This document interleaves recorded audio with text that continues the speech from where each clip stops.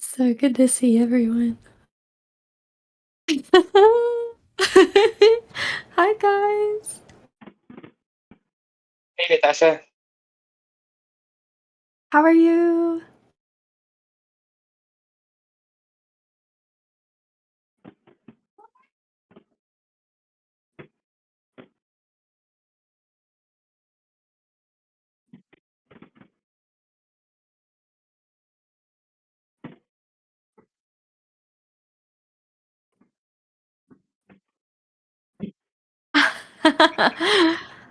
Will you send me the Excellent. link? Will you send me the link so I can send it out on Instagram live or not live, but I lost my webcam. It's been years. No, Flacco.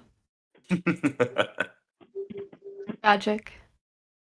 My cat also thinks it's tragic. I need to get you out of here so you don't interrupt. It would be too much hassle for. Yay. Is my mic All right. okay? Yes. Hello.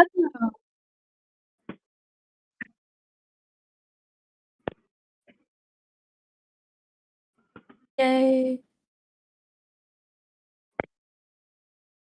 I'm gonna let my cats out of the room.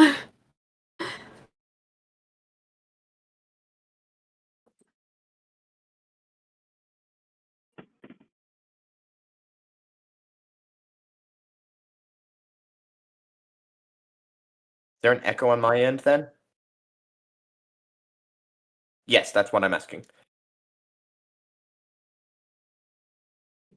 I'm asking if there is one. Oh, fabulous. Then nothing to be fixed.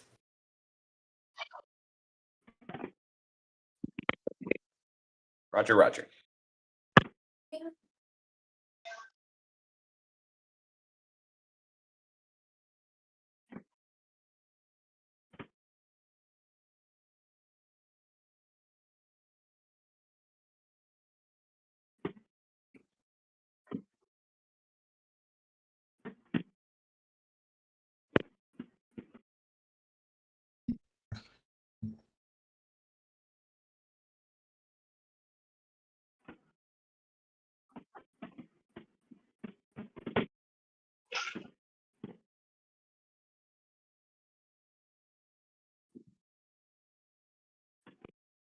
Right.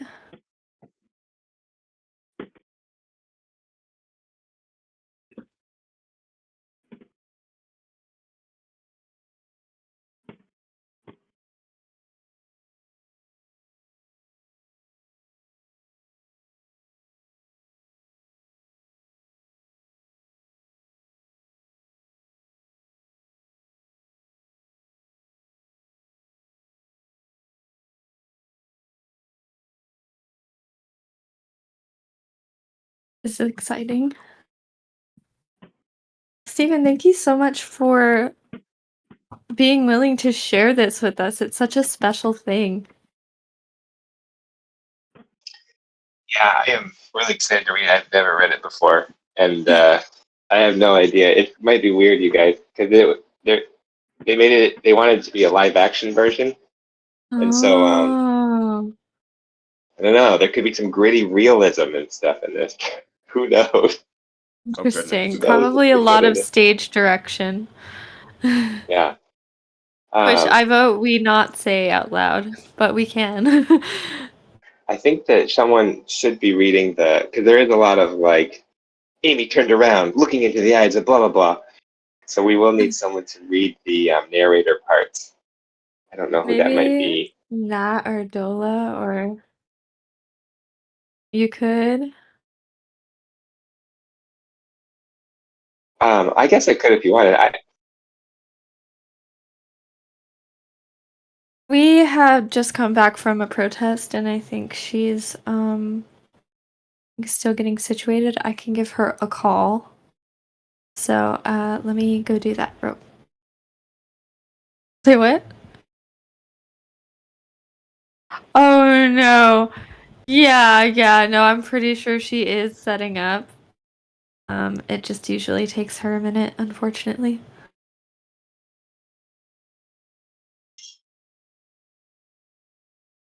Can we have a link to the script? The link to the script is in the. I probably should put it in here. That'd be helpful.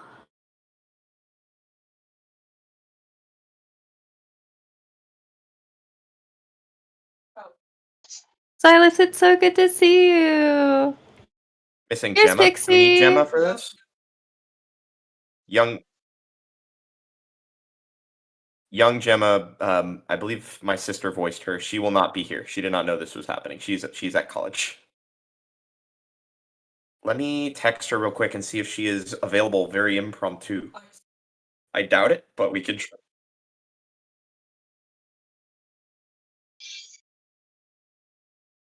I RSVP'd for everybody else that I was doing. I did not see her name. I'm so sorry. Hold on. Yeah.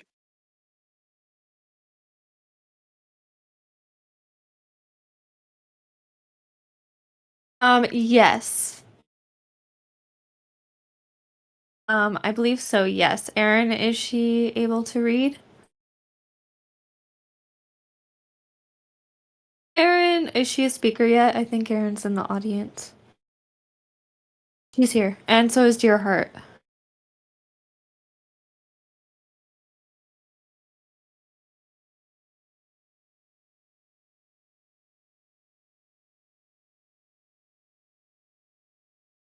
Let me look real quick. Erin said 'Cause she I was did gonna get see her. something to eat, and then she was coming. Oh, okay. I could have swore I saw her little icon.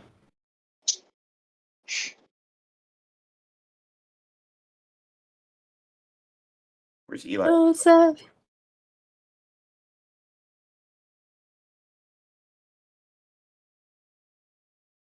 We might have to have some people jump in for parts. Yeah, we might have. Yeah. Which is fine. I feel like that's very Space Boy. You know? Everyone's How we do. involved. Yeah, exactly.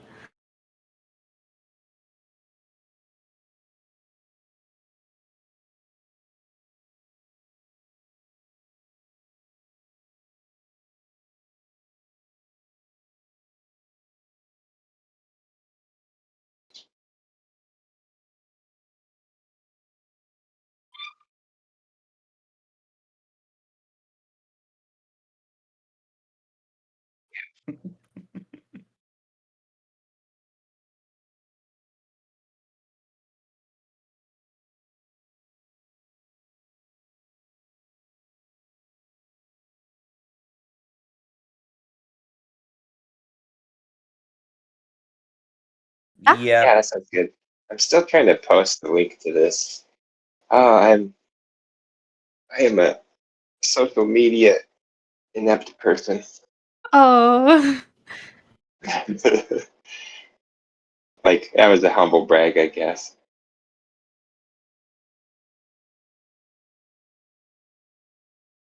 Not a bad thing for sure. Yes, Pixie is here. Pixie and Dear Heart are both here.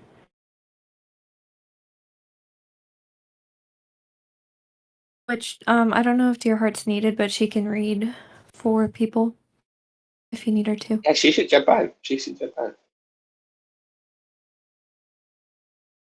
Also, I feel like could- Silas should be able she to could talk. be. She could be the Throw them all Oh, on. Bring 'em in. Stephanie, do you want to be the narrator? Maybe. I think Can it you would be- hear me now? Yes, it's a bit loud, but yes, we Oh, can hear you. Hold up, let me adjust. Is that a little better? Too Sure. too loud still? A little. Hmm, Hello. There we go. Can y'all hear me? Hi. Hello. Yes. I am here with Mrs. Wexler. Hello. I'll get my camera on in just a second. I'm just gonna grab my concealer so I don't look like a ghost. You're fine. But yes, if you need a narrator and you don't have anyone better, I volunteer as tribute. I can do Oliver's it. saying he can't hear anyone. Everybody Oh, wants to no. be the narrator. Sorry, I'm late to the party, Also, y'all. Nat, Lunch was I taking don't a know. while. I don't know if you have headphones, but we're getting an echo from your speakers. No, okay. Okay.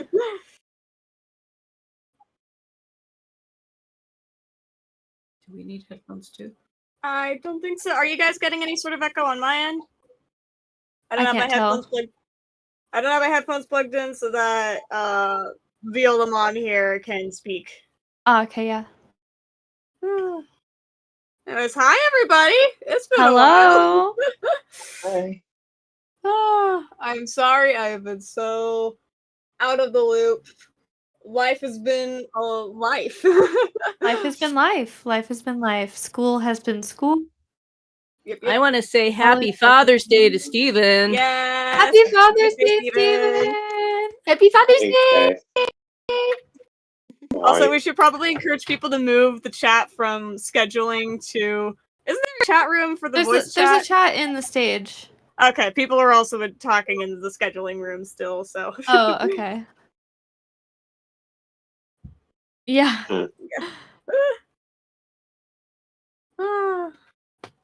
Okay, I'm almost done with this thing. Post to Instagram. Okay, I no had to worries. install No worries. Instagram. Thank you for being like the sole publicizer for this. Yes, thank you. It's okay. I hope some people come, but even if nobody comes, this will be a party. Oh, Yeah, definitely. and it'll, It and is it'll a be on the party. channel forever, so people can still witness this beauty. Oh, awesome. Yes. Yes. So, Steven, is it like Yes. 9 o'clock in the morning where you are? Did I calculate that correctly? It's 6 o'clock in the morning. 6 6 o'clock in the morning. o'clock. Oh, okay. We're I guess getting- Yeah, I woke can't up He's a at things trooper. out. You're giving the woke man up at like insomnia. You woke up at 5. Ouch. 5:30. Yeah. Where is the link? Oh, here it is. I'm so close. I'm like, I can't. I just want to be done with this so I can hang out with you guys. Yeah, that's right. Now take your time. Okay.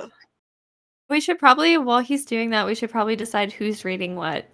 Yeah, do we have the script? Where's the script hanging Yes, out? the script is in the chat. In the chat? Okay. Uh-oh. Yes. Let I can me read see. it. Oh. Nat Oh! has a list. Presence Nat has a Killiger. Fancy. Wait, why are Nat you has opening a- up Firefox? Hold on. It's trying to open it up in a different browser, and I don't want it to be in a different browser. I want it to be in the same Testing, browser as Aaron. testing. everything else. 1, 2, Hi, 3. Silence. Hello. Can you guys Aaron. hear me? Yes. Loud and clear. Affirmative. Beautiful, Um, because I'm using cell phone power. Or master. You're doing Yeah. great. Aaron, I'm trying to tell you that Nat has a list of everyone that we need. Yes, I believe so. Yeah, we just gotta scroll up a bit and find it. We have Miss That was Wexler. I'm right here. I don't think Get out Gemma's your been field notebooks.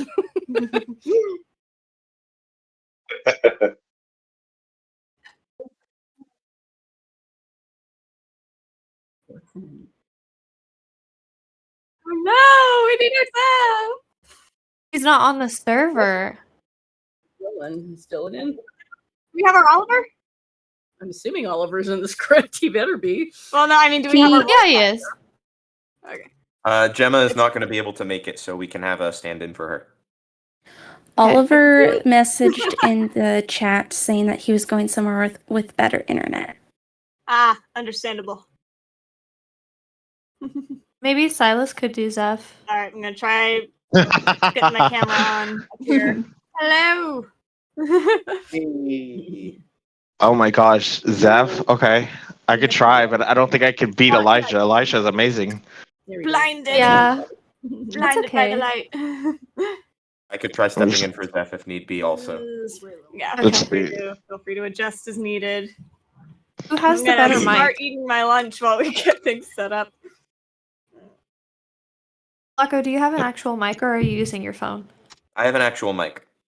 Okay, maybe It's right Flacco here. can do Zeph. See, so we've got Q Girl. Yeah, I can do Zeph. We got Flacco. Okay. Oh, Dylan's requested. Who has the power to grant speaking privileges? I was very Nat. confused about that. I think that's Nat. Oh my gosh, Nat, you cut your hair. Or wait, no, you grew out your hair. You used to have short hair.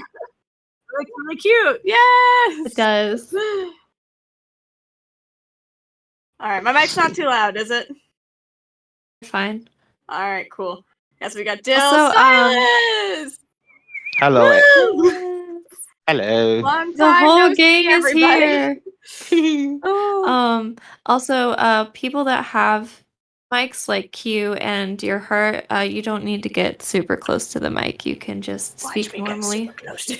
No, I'm just. Also, Aaron, I don't know if it's tap your mic because I don't know if it's coming from. Okay, it is. Okay, cool. Yeah, I said it to be that one. Okay, cool.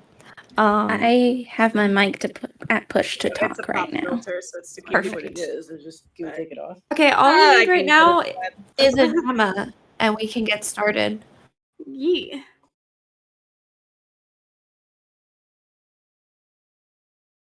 Okay. I'm gonna hop Okay. on.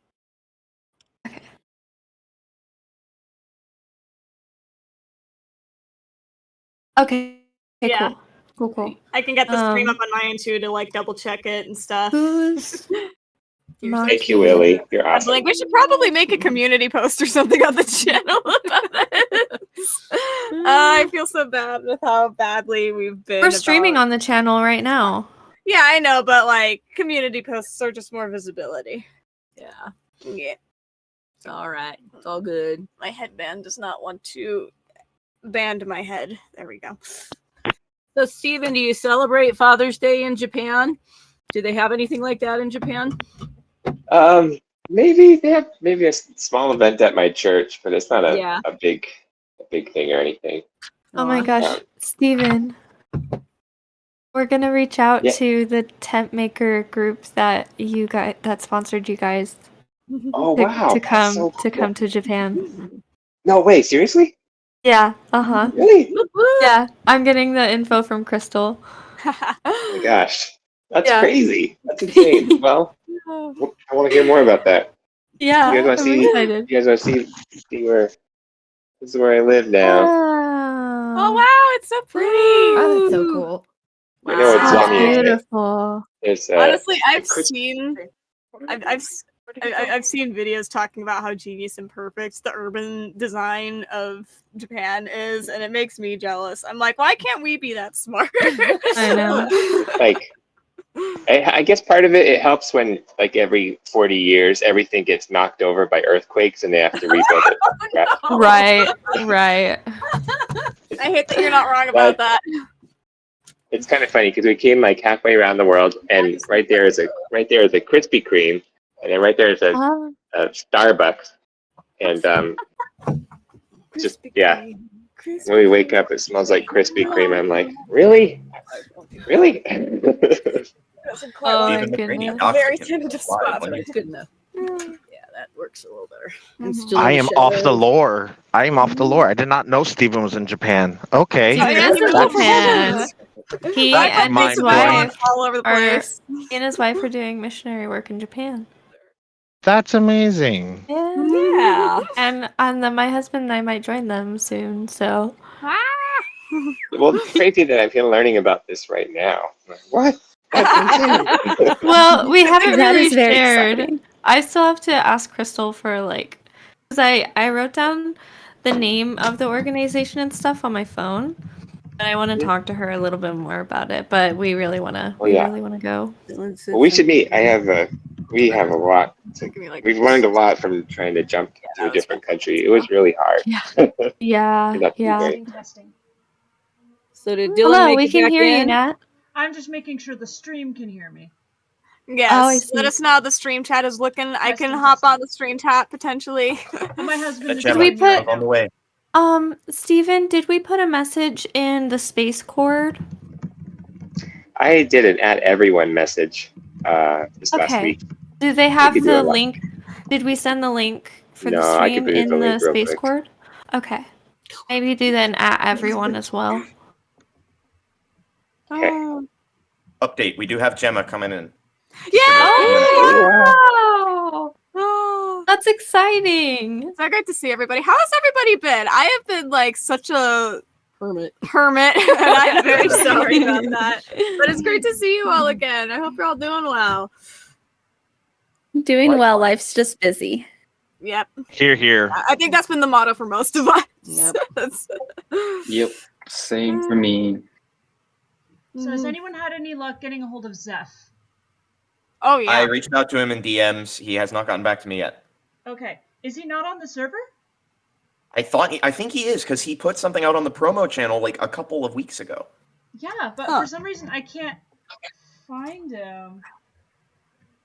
I can maybe skim. Maybe we can skim the script. I can skim the script to see when Zeph shows up because I'd suspect that it wouldn't be for a while if we start on the colony or whatever. Yeah, it'll probably be a while. So It will Eli's be a while. still on the Yeah, server. who's narrating? Do we know who Yeah, the I narrator wasn't even sure. is? Steven, would you like to narrate? We could have Flacco narrate. I just want to make sure I can narrate a little bit, but I want to make sure everyone gets a chance. So if there are people without parts who want to narrate, That's fair. I was thinking we'll take it scene by scene, and we could save our comments until after the scene's done. But we'll do it scene at a time. This is so, Yeah. Okay. yeah, I'll this just, is so exciting for me too. Because Yeah. as someone Okay. who hopes to write scripts like this, I don't actually get to see what they look like very Yeah. often so far. So this will be Yeah. very informative for me too. Awesome. Well, let me introduce and start the today's event officially. Hooray! Welcome everybody. Thank you guys for coming.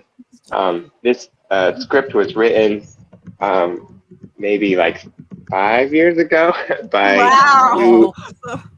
two talented writers. Let me say their names. Dan Persitz and Devin Kilger, who wrote the script, and they did a good job pitching Space Boy around to a bunch of different places. Who ultimately everybody said no, but that's okay. Netflix looked at it for quite a long time, and but they eventually decided to pass on it too. But this is the pilot that they wrote for Netflix. I haven't ever read it, and so today is going to be kind of fun to see like what type of alternate reality universe they imagined for it, or if it's close. It could be gritty. It wasn't intended to be a live action. No. Yeah, right. So imagine that in your head. In all of the imagine all the CG effects of a Marvel movie and maybe overproduced and stuff. Maybe it would have been good. Live action. This wouldn't be a bad one. Yeah, I feel like Right. it could have worked. Maybe. So We'll see. Expensive that way. Well, animation's very Yeah. expensive too. Both mediums have their trials. That's true. Animation takes a long time, and live action can take maybe less time, but have more things you have to monitor. True. So. The only thing I would be concerned True. about is the Wanderer, because the Wanderer would be kind of interesting to see in live action. I'm thinking of Practical He'd either effects. I have no idea. I feel like it would give off Stranger Things vibes, like the Yeah. monster thing That'd be with an really- eyeball. Yes, Demogorgon. I was thinking that if I were to try to figure out the Wanderer, that I might do it as an actual actor in like a white suit or something surreal-ish Or or kind of something a like that, where fusion. Yeah, sorry, I interrupted. he just like manifests. But anyway, the point of today's event is to have a reunion for the Space Dev crew. You guys did an enormous amount of amazing work on the show.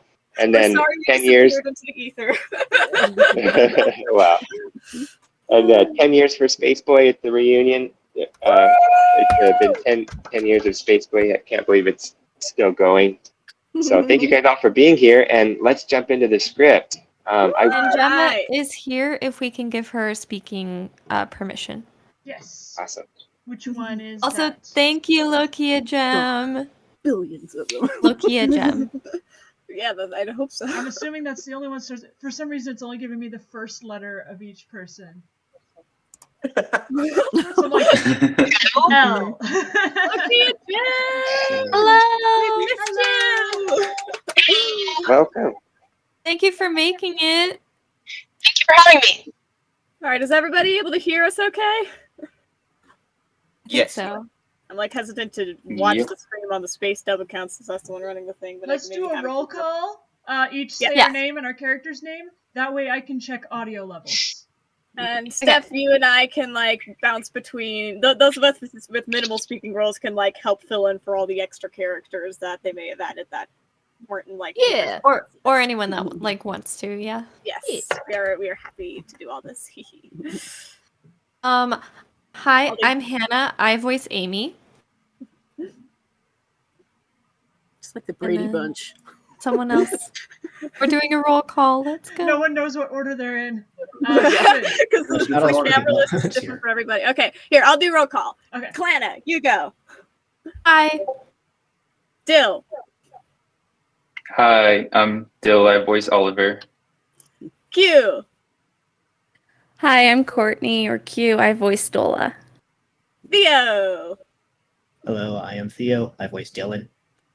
And me, I'm Irish Pixie 23 or Erin Claire. This is my mom, Viola Mom. I'm Mrs. Wexler. She's Mrs. Wexler. And Pam, if Pam shows up in the script. Yes, you know. and yeah, you do voice Pammy if Pammy shows up.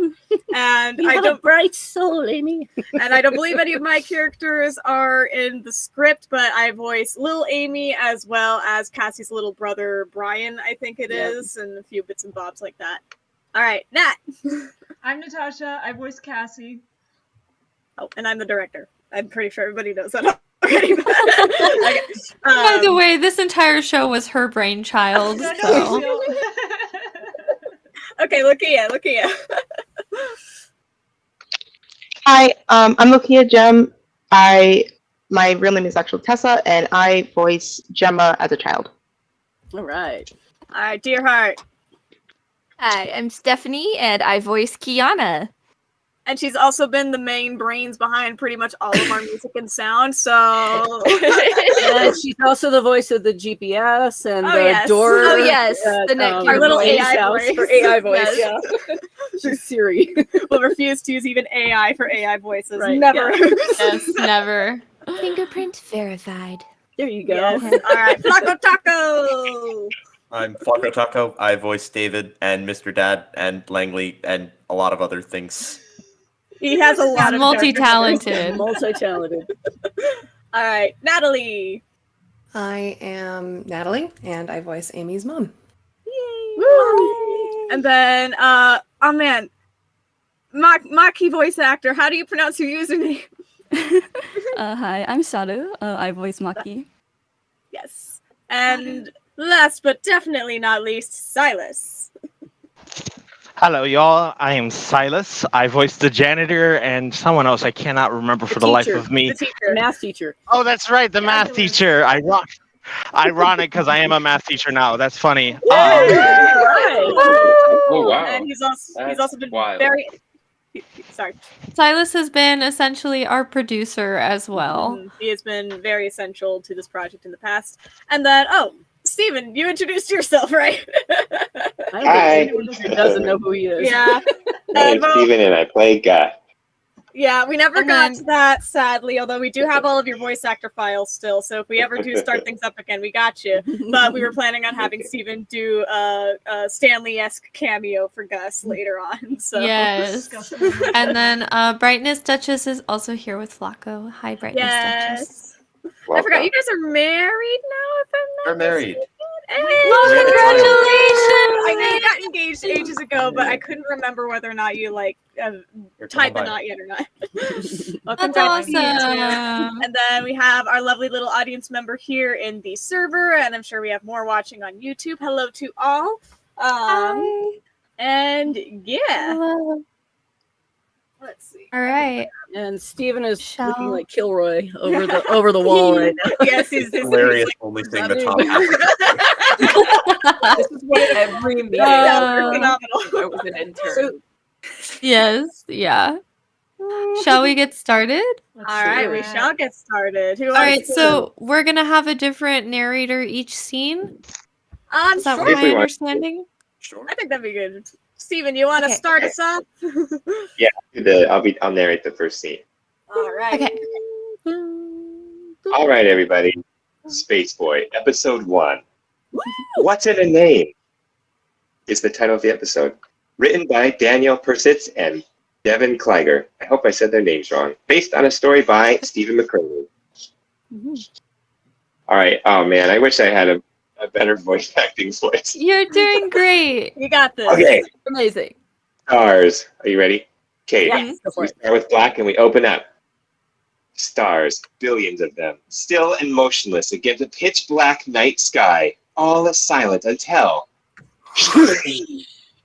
something whips by insanely fast, darting one direction, then another, hurtling past grimy pipes, steam vents, and industrial stacks.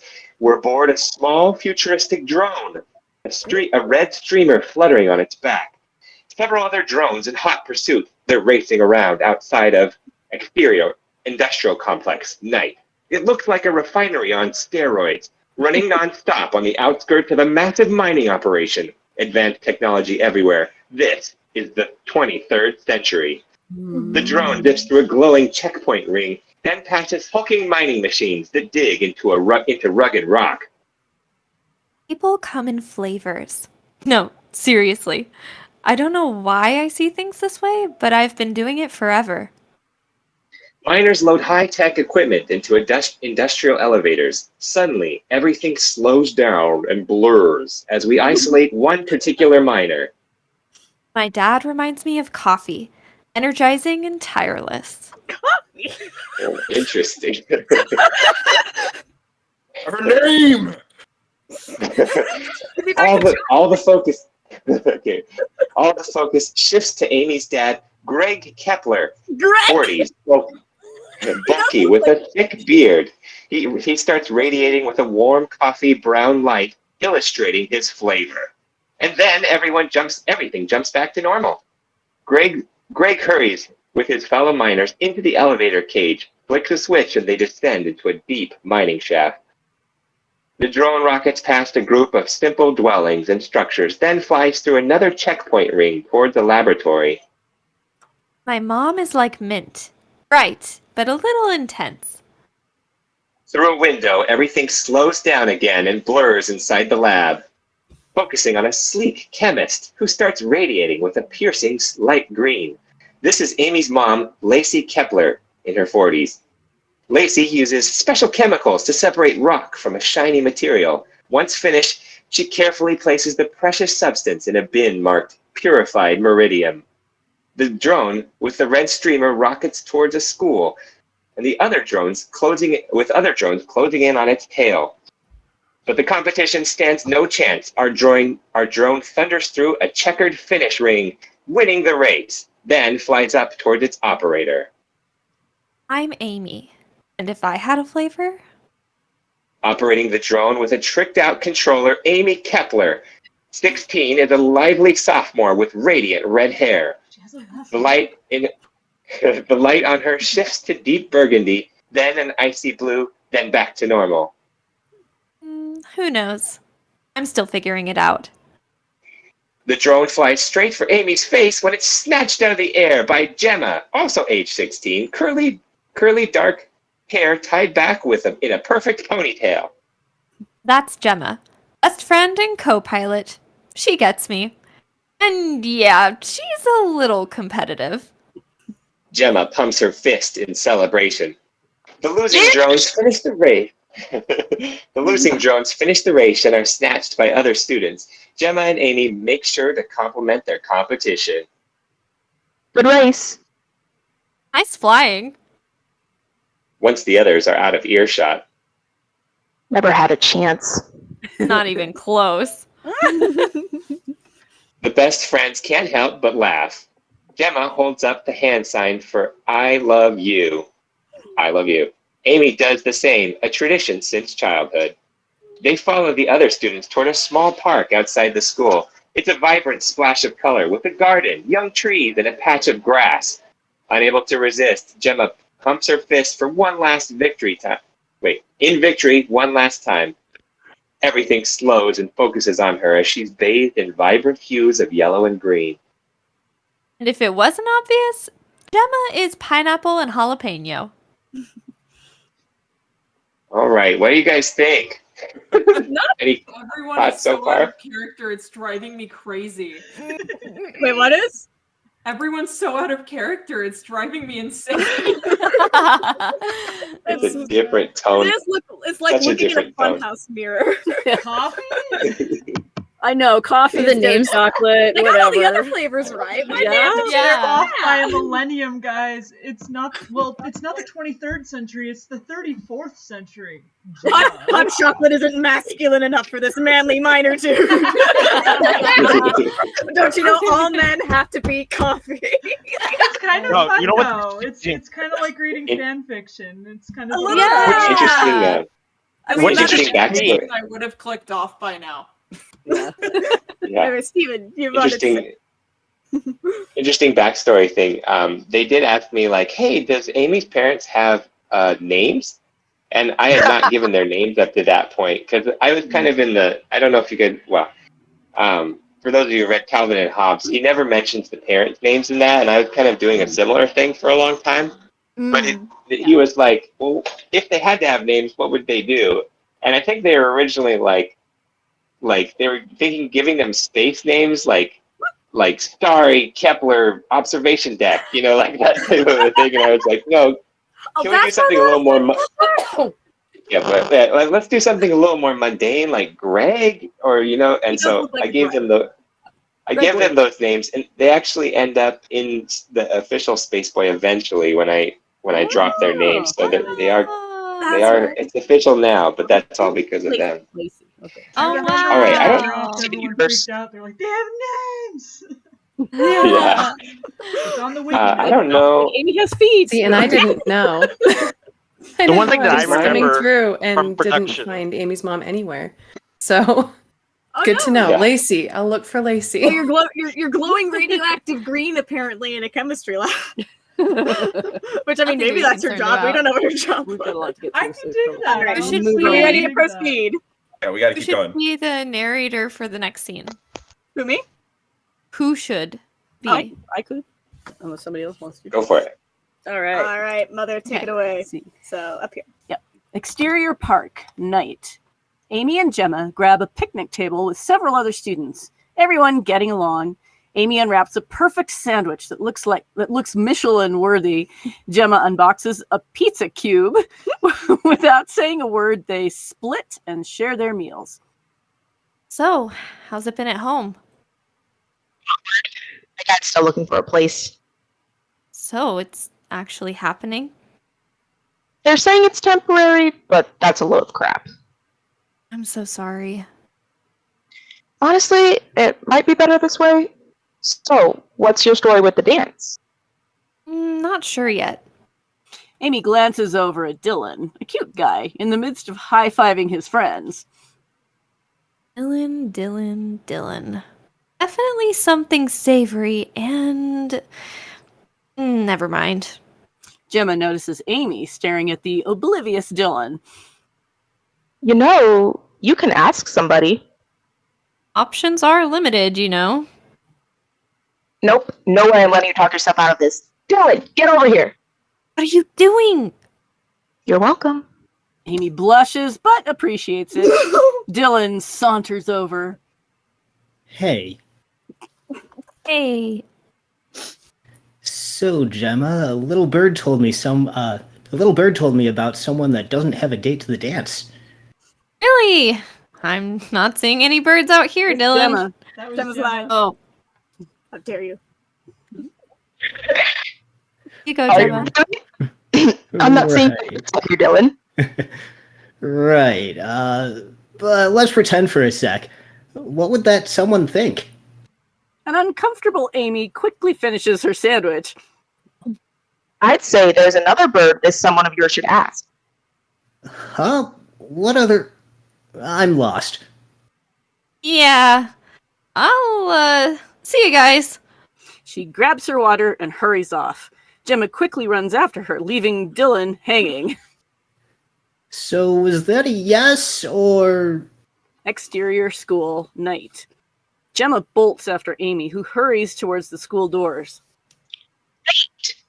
It's okay. You should go with him. Dylan's like a mother. I've known him way too long. That's the case with everybody. I have a better idea. How about you and I go? We tear it up. True, but you really don't have to do that. No one has to do anything. I'd just rather go with my favorite person. Deal? Okay. They hug as only best friends do. Still up for a horror movie tonight? Sure. Amy seems less than enthused about the horror movie, but goes along with it. As they pull away from their hug, boom! The ground shakes. Their heads swivel to the distance where a plume of smoke rises ominously into the air. Sirens blare as several emergency vehicles scream by. Amy and Gemma exchange a look. What just happened? Suddenly, Gemma's expression drops. Amy? She gestures to Amy's open water bottle. Droplets are floating up, rising in front of them. Eerie. Without warning, Gemma wobbles and her feet lift off from the ground. Amy's eyes widen as her feet lift off too.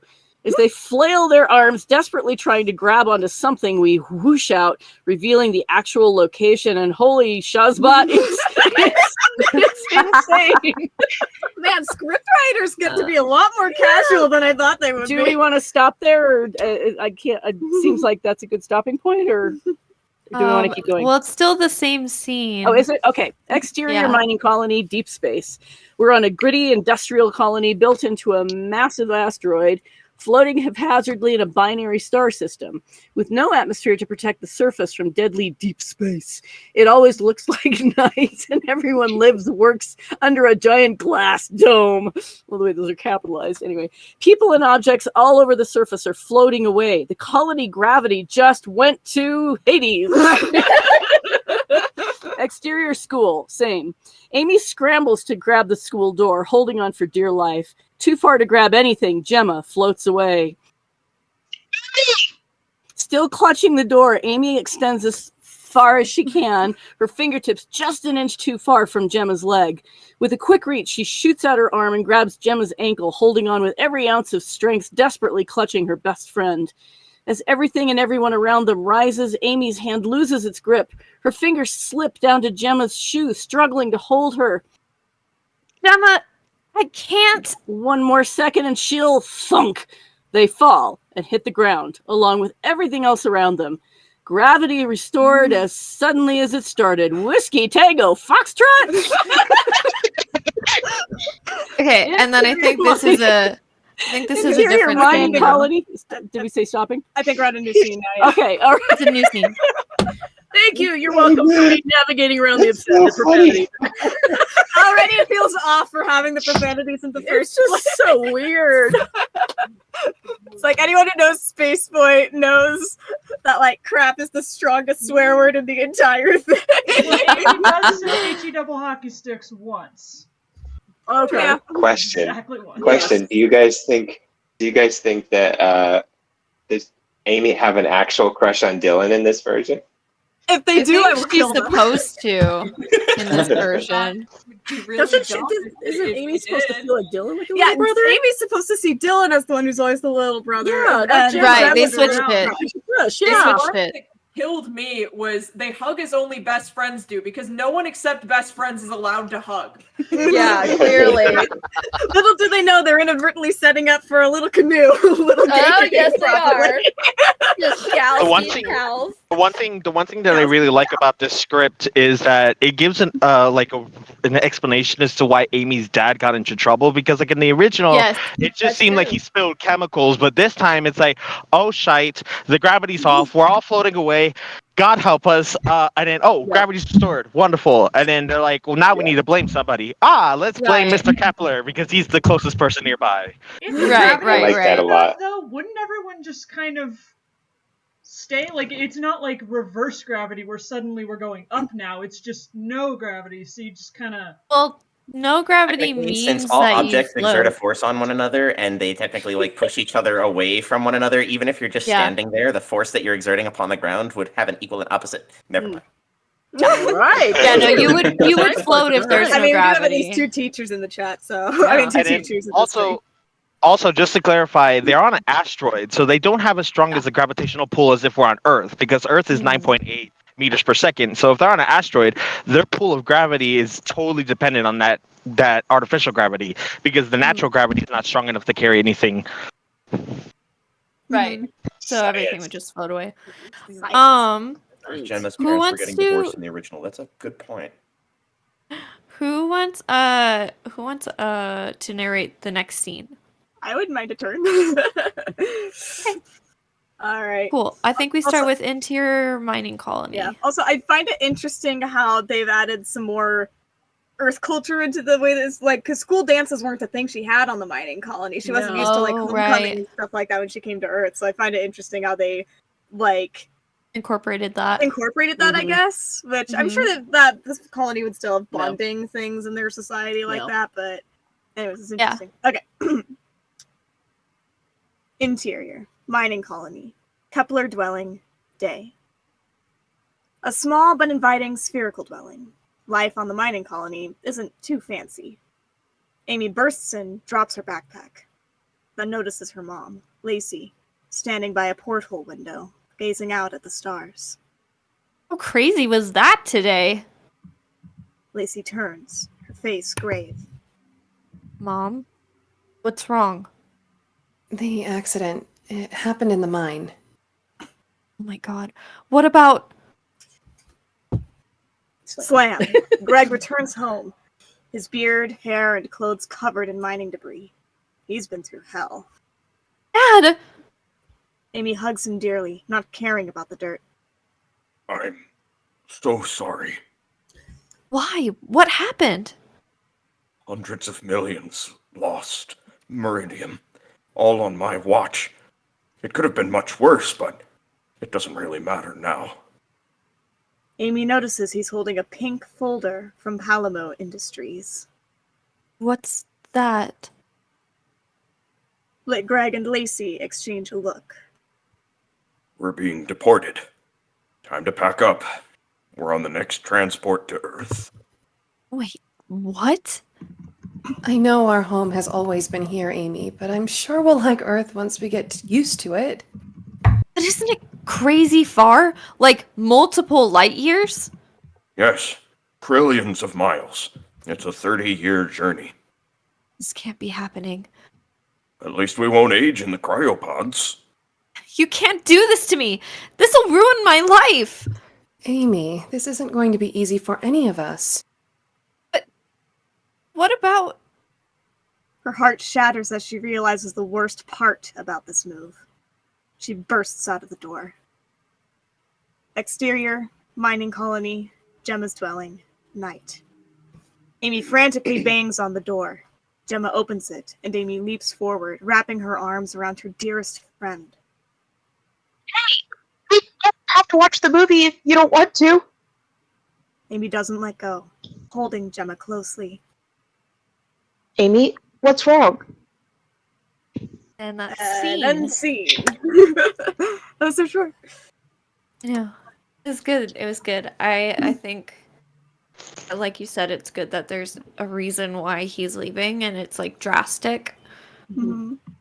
I do Like like the image of it fleshes out what's in the original. Mm-hmm. Comic. Yeah, I like that a lot. Mm-hmm. I do like the image of Amy hugging her dad covered in dirt. Yeah. Yeah, that's good. The strong vocabulary too. I mean, like he says, we're being deported. It just brings you a different context because the mining colony is a colony. It's like it's both controlled by an industry, but it's also a government. So like him saying we're being deported and we're going back to Earth, it just brings such a different flavor to the whole move because it really just shows they're separating from their normal life. Like Amy knows nothing about this colony, and now she has to travel 30 years away to a planet she'd never seen before. It's an interesting flavor. It's an interesting flavor of words. Yeah. It does feel like, Was like the in original like writing in the comic for this part? Like they didn't get deported, but I don't know what like phrasing they used here. I think originally my intent was to sort of contrast the drama of being ripped out of your home like this with just the clinical like corporate paperwork type of a vibe. But it feels like what they're doing here is like kind of bumping up the saturation on everything so that it's like a lot more vivid. Yeah. And maybe a little, maybe more blunt, but also more clear in a lot of ways. Yeah. All right. I find Who their wants to portrayal read next? All right. Oh yeah, go for it. Go for it. I find their personality, their portrayal of Amy's personality interesting so far.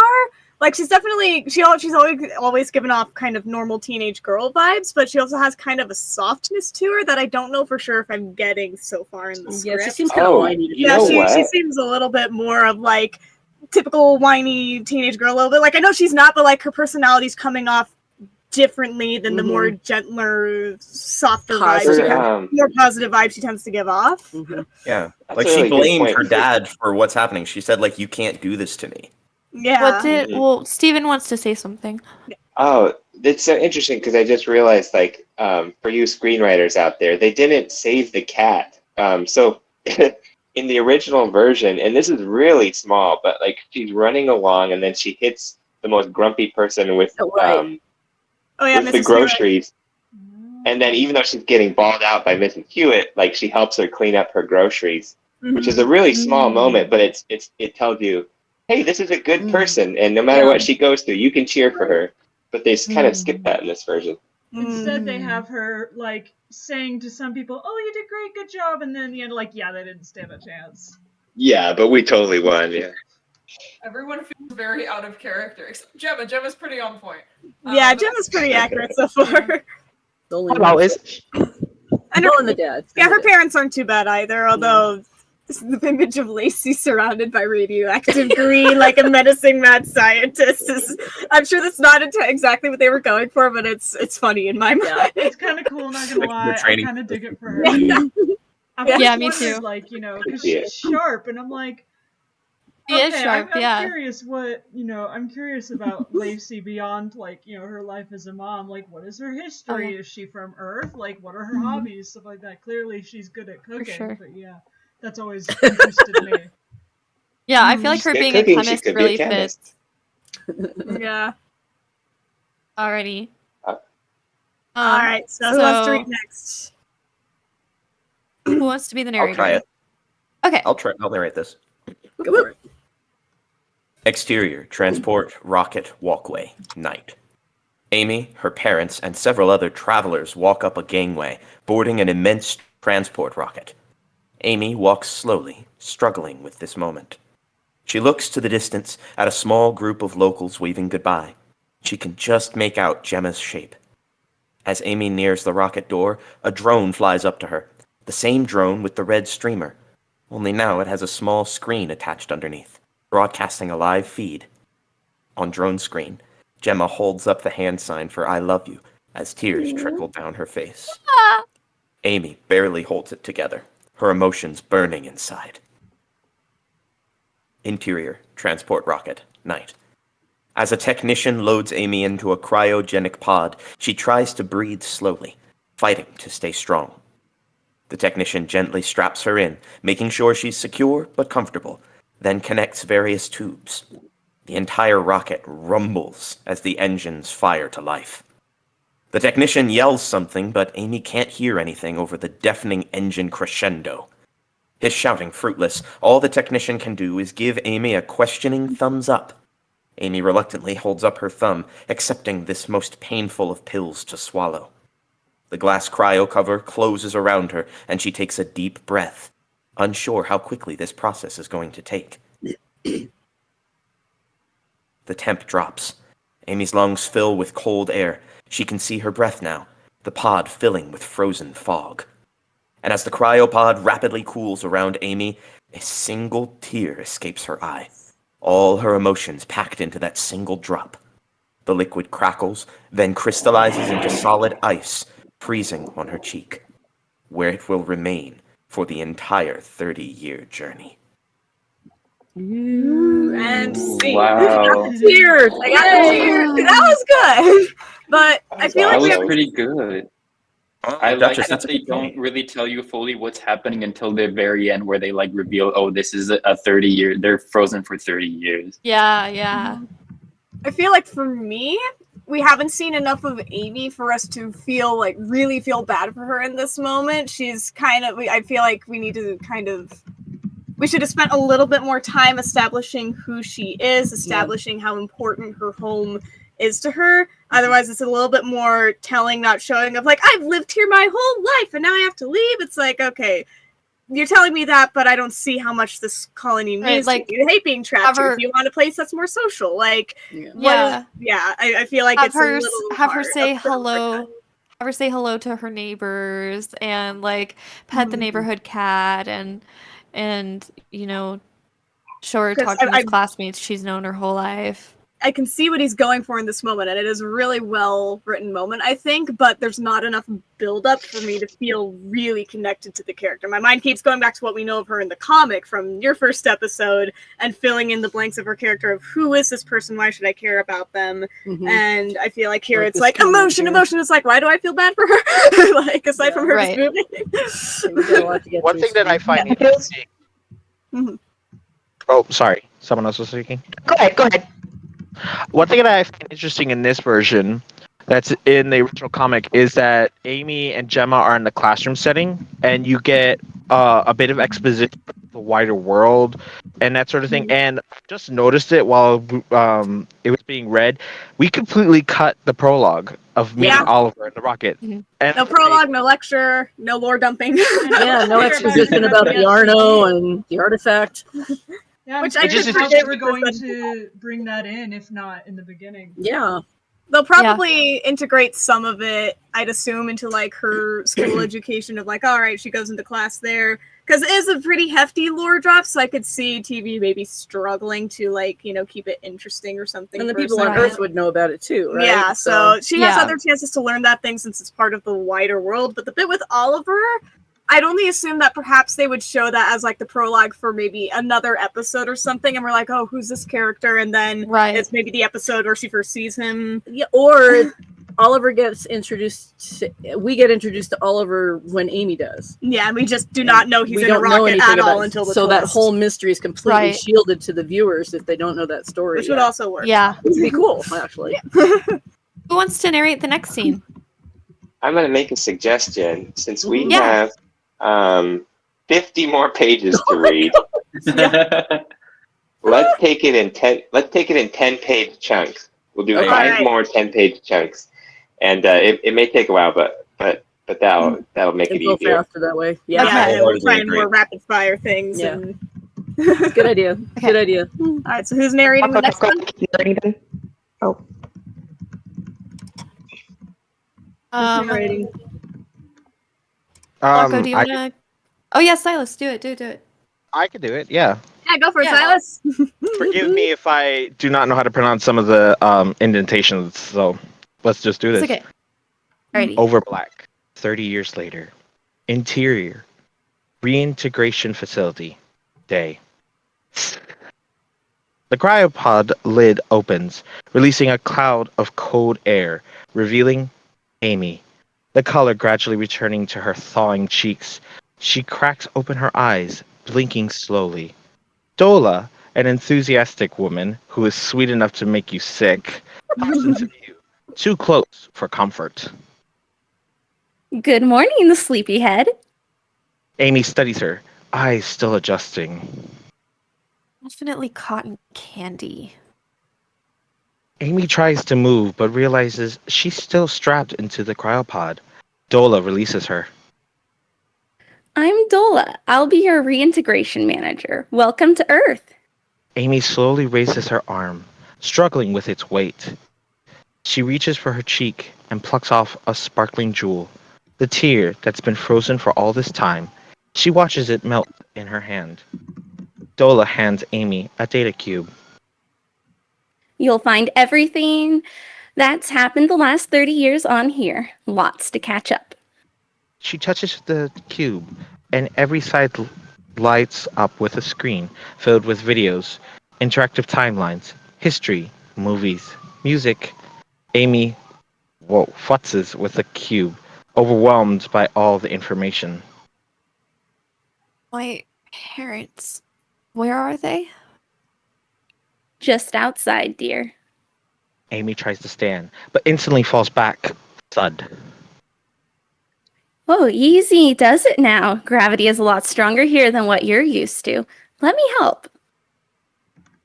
Interior, reintegration meeting room. Moments later. Dola pushes Amy in a temporary wheelchair into a room where families reunite. Amy looks every way for her parents, searching in a sea of arriving travelers and immigrants. Note, on this future Earth, diversity is the norm. The people are every imaginable color, ethnicity, and sexuality. Dola weaves Amy through the room until her parents are right in front of her, sitting in wheelchairs too. Leaning over their chairs, the three embrace in a huge hug. Interior, reintegration facility, day/night. Series of shots. Amy has her face buried in a pillow as Lacey forces her out of bed. The struggle is real.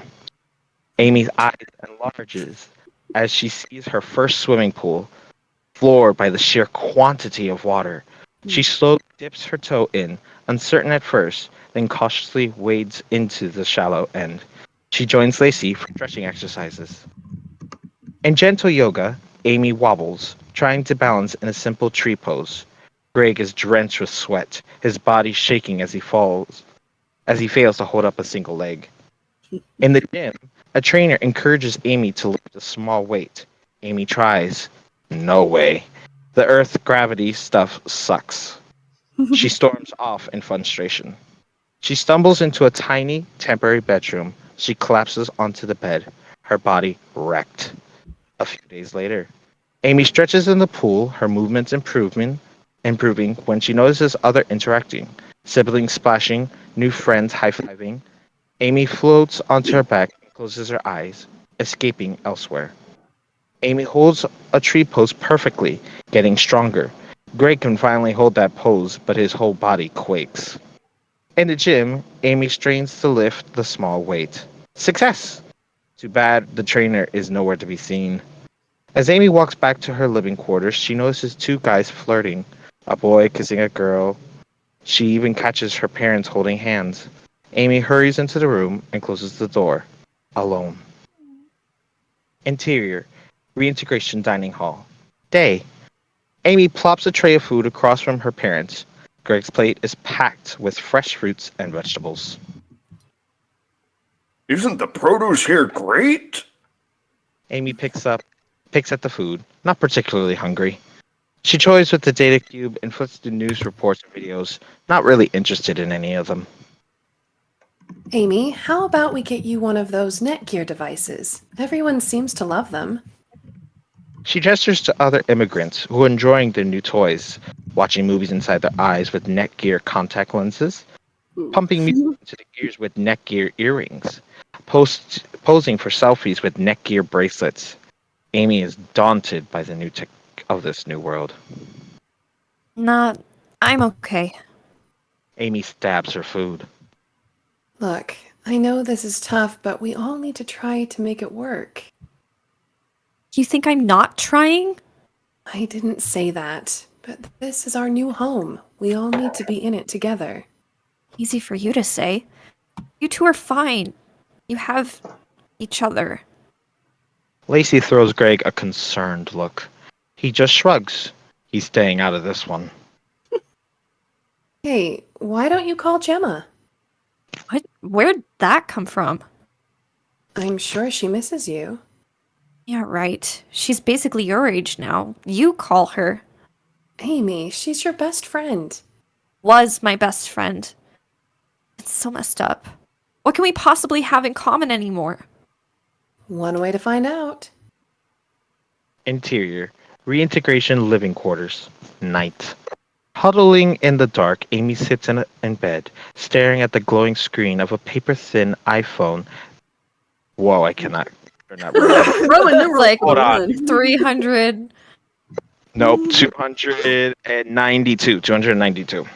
iPhone Well 200. Okay. He has right. Roman numerals for viewers who can't see the script. And Silas just nailed that.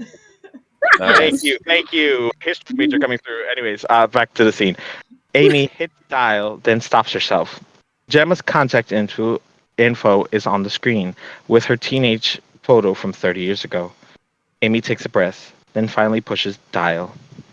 The phone rings, beeping as the signal beams across galaxies, a marvel of instant intergalactic communication. Phone screen. A young Gemma picks up. Okay, I guess that's you. You can voice Gemma's daughter too. Yeah. Is she still here? Okay, are you She still is. there? Sorry, I had my actual mic muted. No, you're fine. It takes Amy a second to process. Her face floods with confusion, then shifts to immense joy. Gemma? Oh my god, you look great! Hold on. 1 sec. Mom, it's me too. Who We is don't have it? an adult Gemma, do we? My mom can do it. She's the mom. Who is it? I don't know. Some kid with red hair. Mom? Amy quickly hits the end, hanging up. She rolls up. She rolls up the phone, puts it aside, and tucks her knees into her chest, unable to handle this tough situation. Interior, Maglev train station. Day. Dola escorts Amy and her parents to a gleaming Maglev bullet train. The Keplers soak in this magnificent method of transportation. It's their first time seeing a train. Pretty cool, huh? But Amy is less interested in the train. She strains to catch her first glimpse of the outside world, but the station is enclosed as far as the eyes can see. The Keplers load their luggage and say goodbye to Dola. Good luck with the job searches. I'm sure you'll land on your feet soon enough. Thanks for everything, Dola. Promise you'll message me, Amy dear. You say that to all the immigrants. Doesn't mean it isn't true. You take care of yourself now, okay? You're going to be just fine. How can you possibly know that? Dola embraces Amy and a big cotton candy flavored hug. Interior, Maglev train. Day. Amy and her parents take their seat in a passenger car. Amy plots down by the window. No view of the scenery yet, only the train station wall. We'll be outside soon enough, honey. Amy catches passengers staring at her. But on a closer look, they have images flashing across their eyes, plugged into immersive reality, IR, via Netgear contact lenses. Steph. Oh yeah, who's doing the train conductor? Oh, Steph, be the train conductor. okay. Welcome aboard Pioneer Railway service to Kokomo Bay. Stops in NorCal, Oregon, and Washington. Ah, boring. The last passenger board and the doors close. The track hums to life as the magnetic rail charges up. Amy clutches the armrest. Finally, the train starts to move, smoothly and silently. As the train exits the station, Amy eagerly looks for any sign of the world, but they're just in a tunnel. The train accelerates, the powerful magnets propelling it forward and faster. Amy is glued to the window, hoping to catch her first glimpse of actual Earth. Dining car, anybody? Great idea. No thanks. A little snack will do you good. Not hungry. You guys go for it. Her parents shrug at each other, then head off.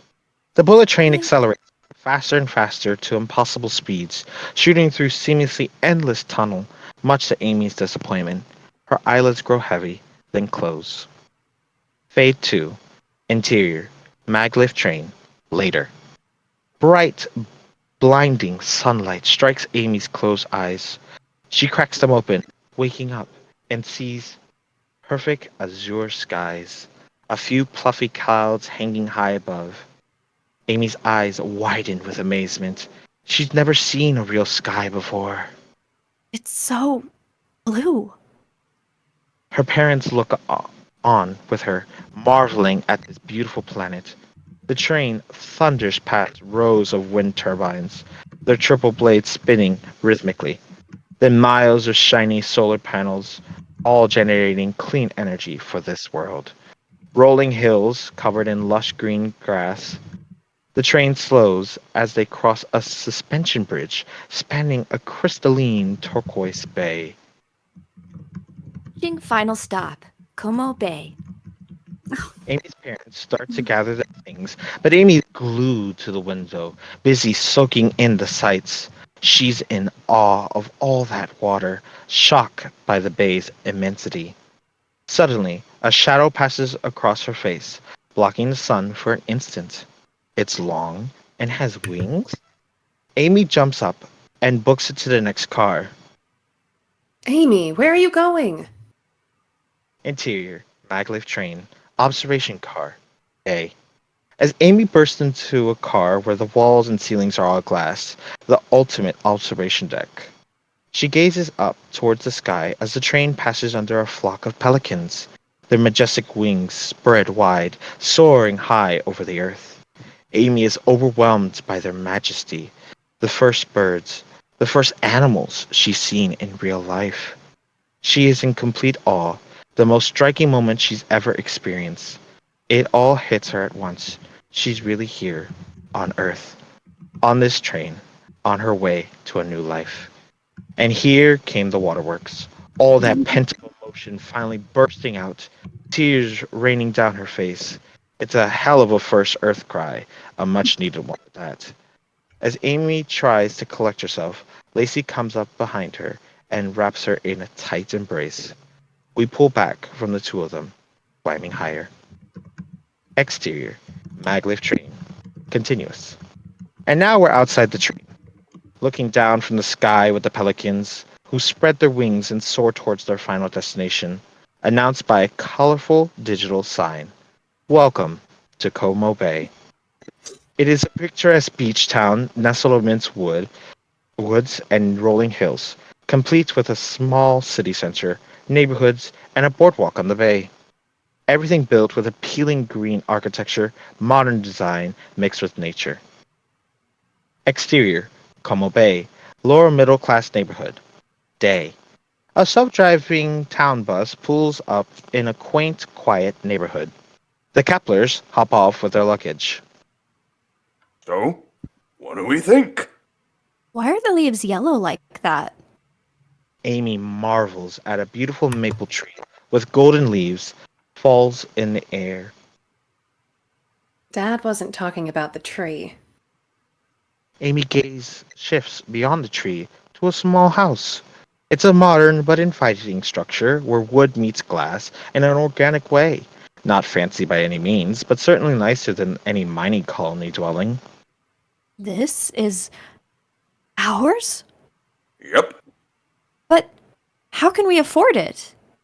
Before we left, I took our money and bought a few Palamo shares, which grew decently over our 30-year nap. Consider it part of my severance. So we're rich? No, not even close. Your mom and I definitely need to get jobs. But hey, it's nice to own a little land for a change. This neighborhood also has great public schools. We made sure of that. Amy hasn't even considered school until now. Yay. Times Do you day. want to cap it there, or? Because I think that was 10 pages, That's wasn't it? a good breaking point, yeah. Yeah, let's pause. They don't have your wonderful names, Stephen. I missed that. Yeah. Just Hopefully Oregon. they got rid of Washington. one of the co's. Yeah, they I got know, rid of Como, that trips me Como up. Bay. I That was like, sounds Como weird. When I grew up in Washington State, one of the big TV stations there was KOMO, so that's what it makes me think of. Well, it's supposedly based in Washington, so I never knew that. Yeah. I never knew that, to be honest. I do One thing love, I find interesting. I Oh, love sorry. the solar. Sorry, I do love the solar punk aesthetic they're leaning into. Yeah, I yes. love solar punk. Yes. Also, Those I like to think that XP she was background looking. Also, I don't One think thing she I was find in a interesting- tunnel that whole time. I think it was just nighttime, so she couldn't see anything because of the smog, maybe. But, yeah, this scene I think has definitely been one of the strongest so far. I think it's the only thing I have a problem with so far is just their portrayal of Amy's personality. I feel like that's definitely off, but everything else has been fairly faithful so far for an adaptation. I'm a bit surprised at how closely they're sticking to how the first episodes actually pan out. I think they went heavy on the montages of them starting. They're starting with their swimming therapy and all of that sort Well, of it always stuff. sounds like a drag when you're when you're just it reading. in I a suppose it script, goes fast but visually. it's a montage in the comic too, Yeah, that's so true. it'll go by fast visually. Yeah. One thing I There's find another interesting really is how where it was like they have Amy call Gemma, and that doesn't happen until like much later in the original comic, and that's like a big moment for her. So I feel like it's an interesting choice to have that happen. Well, no, there's a very moment in the early beginning on. where she tries to call her too. She does try and call her while at the okay. reintegration facility. You're not the first one to make that mistake, though. Someone else in the in the live stream chat also didn't remember that. But yeah, she doesn't actually call and talk to Gemma until much later. So yeah, but she does make a first attempt while at the reintegration facility, and the scene was actually pretty much shot for shot as it was. Right, exactly. I feel like it's pretty brave of them. I think it's pretty brave of them to do her flavors. I'm surprised they kept that, because I feel like it would just be really hard to translate onto screen this sense of like, oh, you were cotton candy, and to have the audience have any understanding of what that might mean. Like, right. like for me, the only reason the flavors work in a comic is because there's sort of like a literary metaphor I can tap into.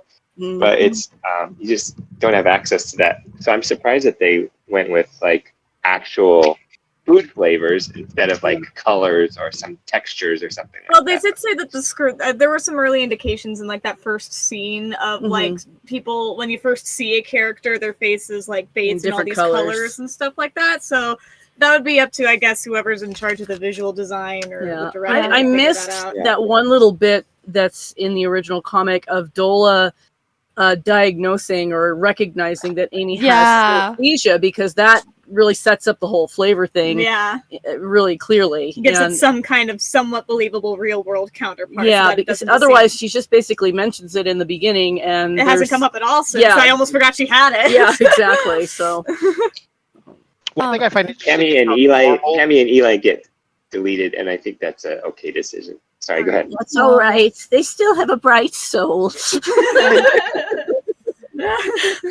One thing that I find interesting is how normal the names are, and because we talk about like Oregon and Washington, whereas in the original comic I find it humorous, like the combination of the names. And in the second point, if Pammy and Eli don't exist, what is going to be that nightmare sequence with Amy later on? Probably Because- another character. Or her mom. But who would fill Pammy's role? Oh, mom, that could be interesting. Could be a if it's mom, her mom.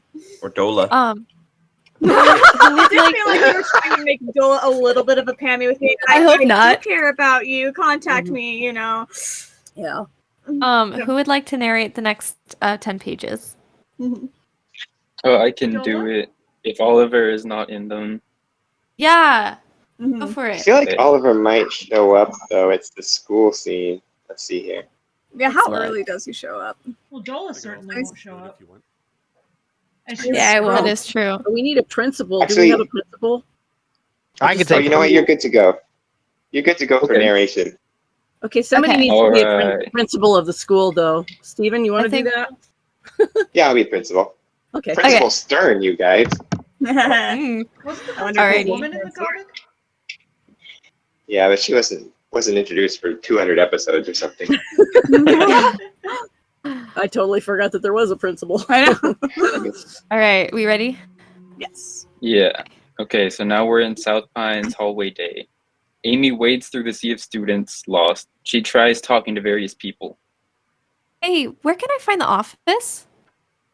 but everyone ignores her, plugged into another world with their Netgear lenses and accessories, talking to people who aren't there, laughing at things Amy can't see. Despite being surrounded by people, Amy feels so alone. Soon, the students scatter into all their classes, the doors close, and now she's really by herself. I think we may have skipped. a scene. Finally, oh, did we? We did. I think so. Oh yeah, we did. Oh. We did. Page 19. Start at the bottom of 19, top of 20. Oh, okay. Let me do that one real quick. I did the Take same two. thing. No, it's a different one. All right, take two. A sunny campus. Okay. Friendly. Yeah. Sunny campus with eco-friendly modern building stands in front of a lush forest. A digital sign reads South Pines High. Students of all shapes and sizes filter in. Amy and Lacey approach on the sidewalk across the street. Amy wears a cute yellow skirt and a cool jacket. So no Lacey school tries to straighten the jacket, but Amy adjusts it herself, self-conscious. I'm good, Mom. See you later. Wait, your favorite. She hands Amy a bag lunch. Thanks. Before Lacey can get in another word or hug her, Amy quickly takes off across the street. Lacey sighs and heads home. As Amy crosses the street, vroom! A sleek, matte black custom motorcycle cuts through traffic, pulling a wheelie between self-driving cars before swerving hard through the intersection, sparks flying from the dragging foot peg. Amy jumps back, nearly getting hit. As the motorcycle screeches to a stop on the school lawn, not even close to a legit parking space, Amy catches a quick glimpse of the crazy rider as he bolts to the ground. It's...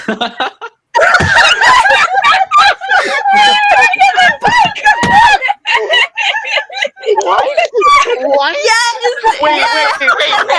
What? Yes! Oh my gosh, it's so perfect. Yes! I love it. Do that last paragraph again. The scene. Read your intro. Okay, Jill, repeat that last couple of paragraphs there. The motorcycle screech.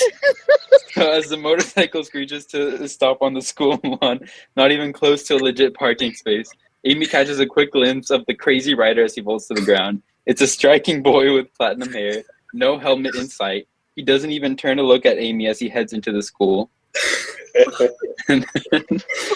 Okay, stop.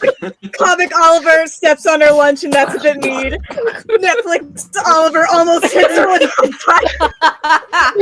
Oliver almost killed her in the first scene he's introduced. I think that was really good. This is such an interesting blend. Just wow. Okay, continue. It makes sense. Anyways, let's keep going. Let's keep going. Okay. We must venture South Pines forth. Hallway, daytime. Amy wades through the sea of students lost. She tries talking to various people, Hey, where can I find the office? but everyone ignores her, plugged into another world with their Netgear lenses and accessories, talking to people who aren't there, laughing at things Amy can't see. Despite being surrounded by people, Amy feels so alone. Soon, the students scatter into all their classes, the doors close, and now she's really by herself. Finally, Amy spots a sign that says office. She takes a deep breath. Then, principal's office day. Amy is about to knock on a glass door when it automatically swings open. Come on in. Take a seat. Amy sinks into a deep chair in front of Principal Stern, who alternates between serious and eccentric, unpredictably. He stares directly at Amy. Hi. Is he looking at her? No, he's checking messages on his Netgear lenses. Amy just happens to be in his line of sight. After an awkward moment, he focuses on her. Yes. Welcome. It's great to have you here at South Pines, Amy.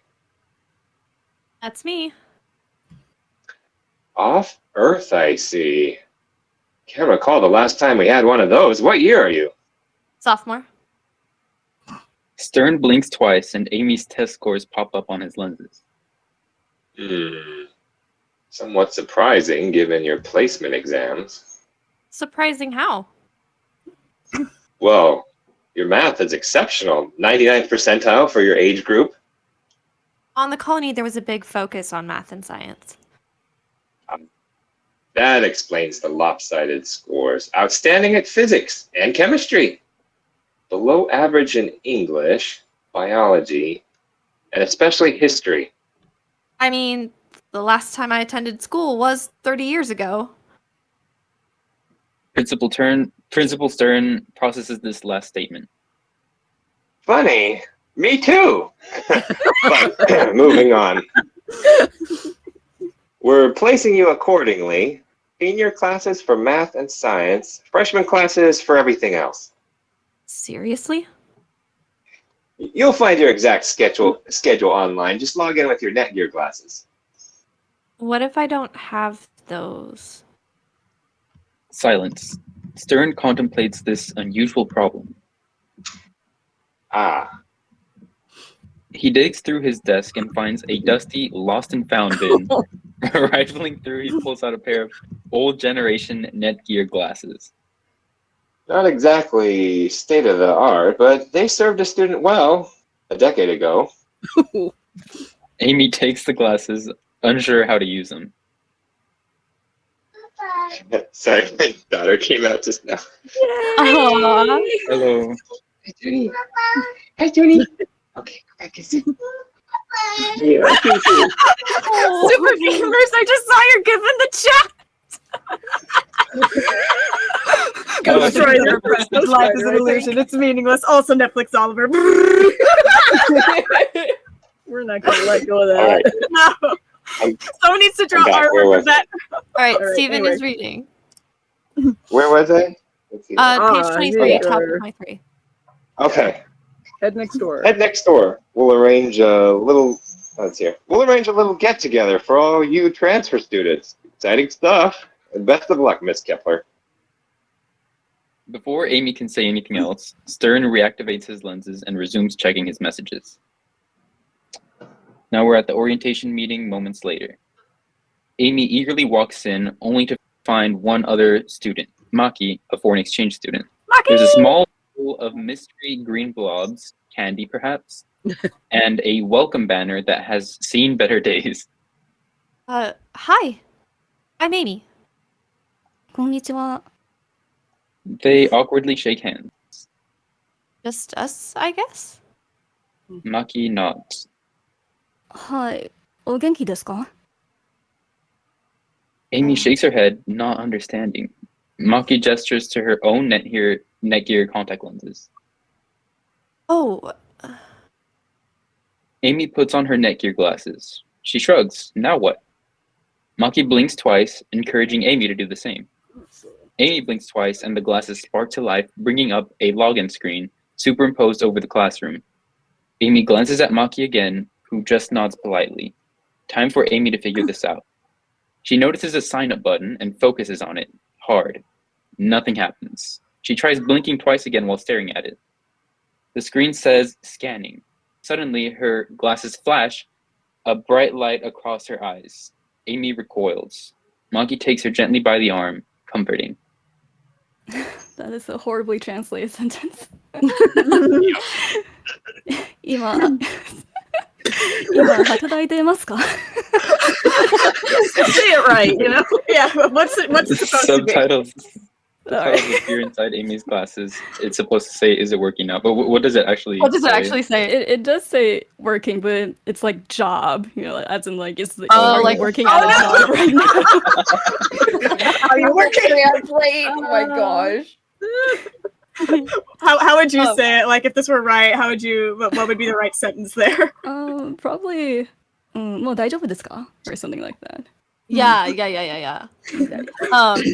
Yeah, wish I could hear you, though. Maki considers this, then grabs Amy's glasses. She throws them on herself, whizzes through a bunch of settings and control panels, adds several lines of code. On the sides of the glasses, tiny speakers crackle to life. Maki throws the glasses back on Amy. Next time Maki speaks, her words are automatically translated into English right into Amy's ears. That should be better. I'm Maki. Wait, how did you do that? I get bored easily. All right, now we're at South Pines High School Quad. Moments later, Amy and Maki navigate the pockets of students together, soaking in the school side by side. It's so different here than Japan. Our whole country is almost entirely city. Yeah, it's different for me too. Clearly, you haven't watched any Studio Ghibli. That gets a small smile out of Maki. How do you like it, being in the middle of nowhere? It's all I knew. My whole life was there, and it was great. You had many friends? It's a long story. When did you move? Oh, I'm just here for the semester. If my host parents can handle that long, they're not really sure what to do with me. My parents aren't really sure what to do with me either. That bad, huh? They just don't get it. As they head in for class, the background slows and blurs, everything focusing on Maki. She's bathed in a purple light, the color of a slightly unripe plum. There's a hint of sour there, but she's mostly sweet. Could Maki be my Earth Gemma? Okay, now we're at South Pines High, baseball diamond, daytime. A lanky gym teacher hands Amy a baseball bat. Steven, you should read for this too. Yeah. Or maybe No. Silas. I think Silas was supposed to be the principal because it took all Oh the yeah, lines. Silas. Let's do Silas. I was thinking about that. I was reading the principal. I was like, wait, they just took all the math teacher lines. Yeah. The principal guy. Yeah. I'm Maybe the like, gym teach. Okay. I think I saw this on TV once. What do I do again? hit the ball, run around the bases. I don't know what that means. Just go over there. He gestures to home plate. Amy is weirded out by the masked catcher when a baseball whirs right by her and snaps into the catcher's glove. Strike one. Hey, noob! Try looking at the other way! Amy turns just as another baseball whizzes right past her, almost hitting her arm. Strike two! Try both hands on the bat! A bat? You know, the stick you're holding? Amy clutches the bat awkwardly, then somehow swings and crack, hits the ball. Did I do it right? Run! Amy takes off the wrong way towards third base, still holding the bat. Her first time running on Earth and having a tough time with gravity. She quickly runs out of breath when, wham, she collides with an incoming runner headed for home. Did we win? Her whole team just stares at her in stunned silence. She's clearly not making any friends here. I relate to this on such a personal level. Just Right. cruel. Yeah. So South Pines Very High cruel. School later, a flood of students pass Amy as she struggles up a stairwell, still growing accustomed to Earth's gravity. She comes across yet another stairwell. Ugh, seriously? As she climbs higher, winded, a student rushes by and bumps into her.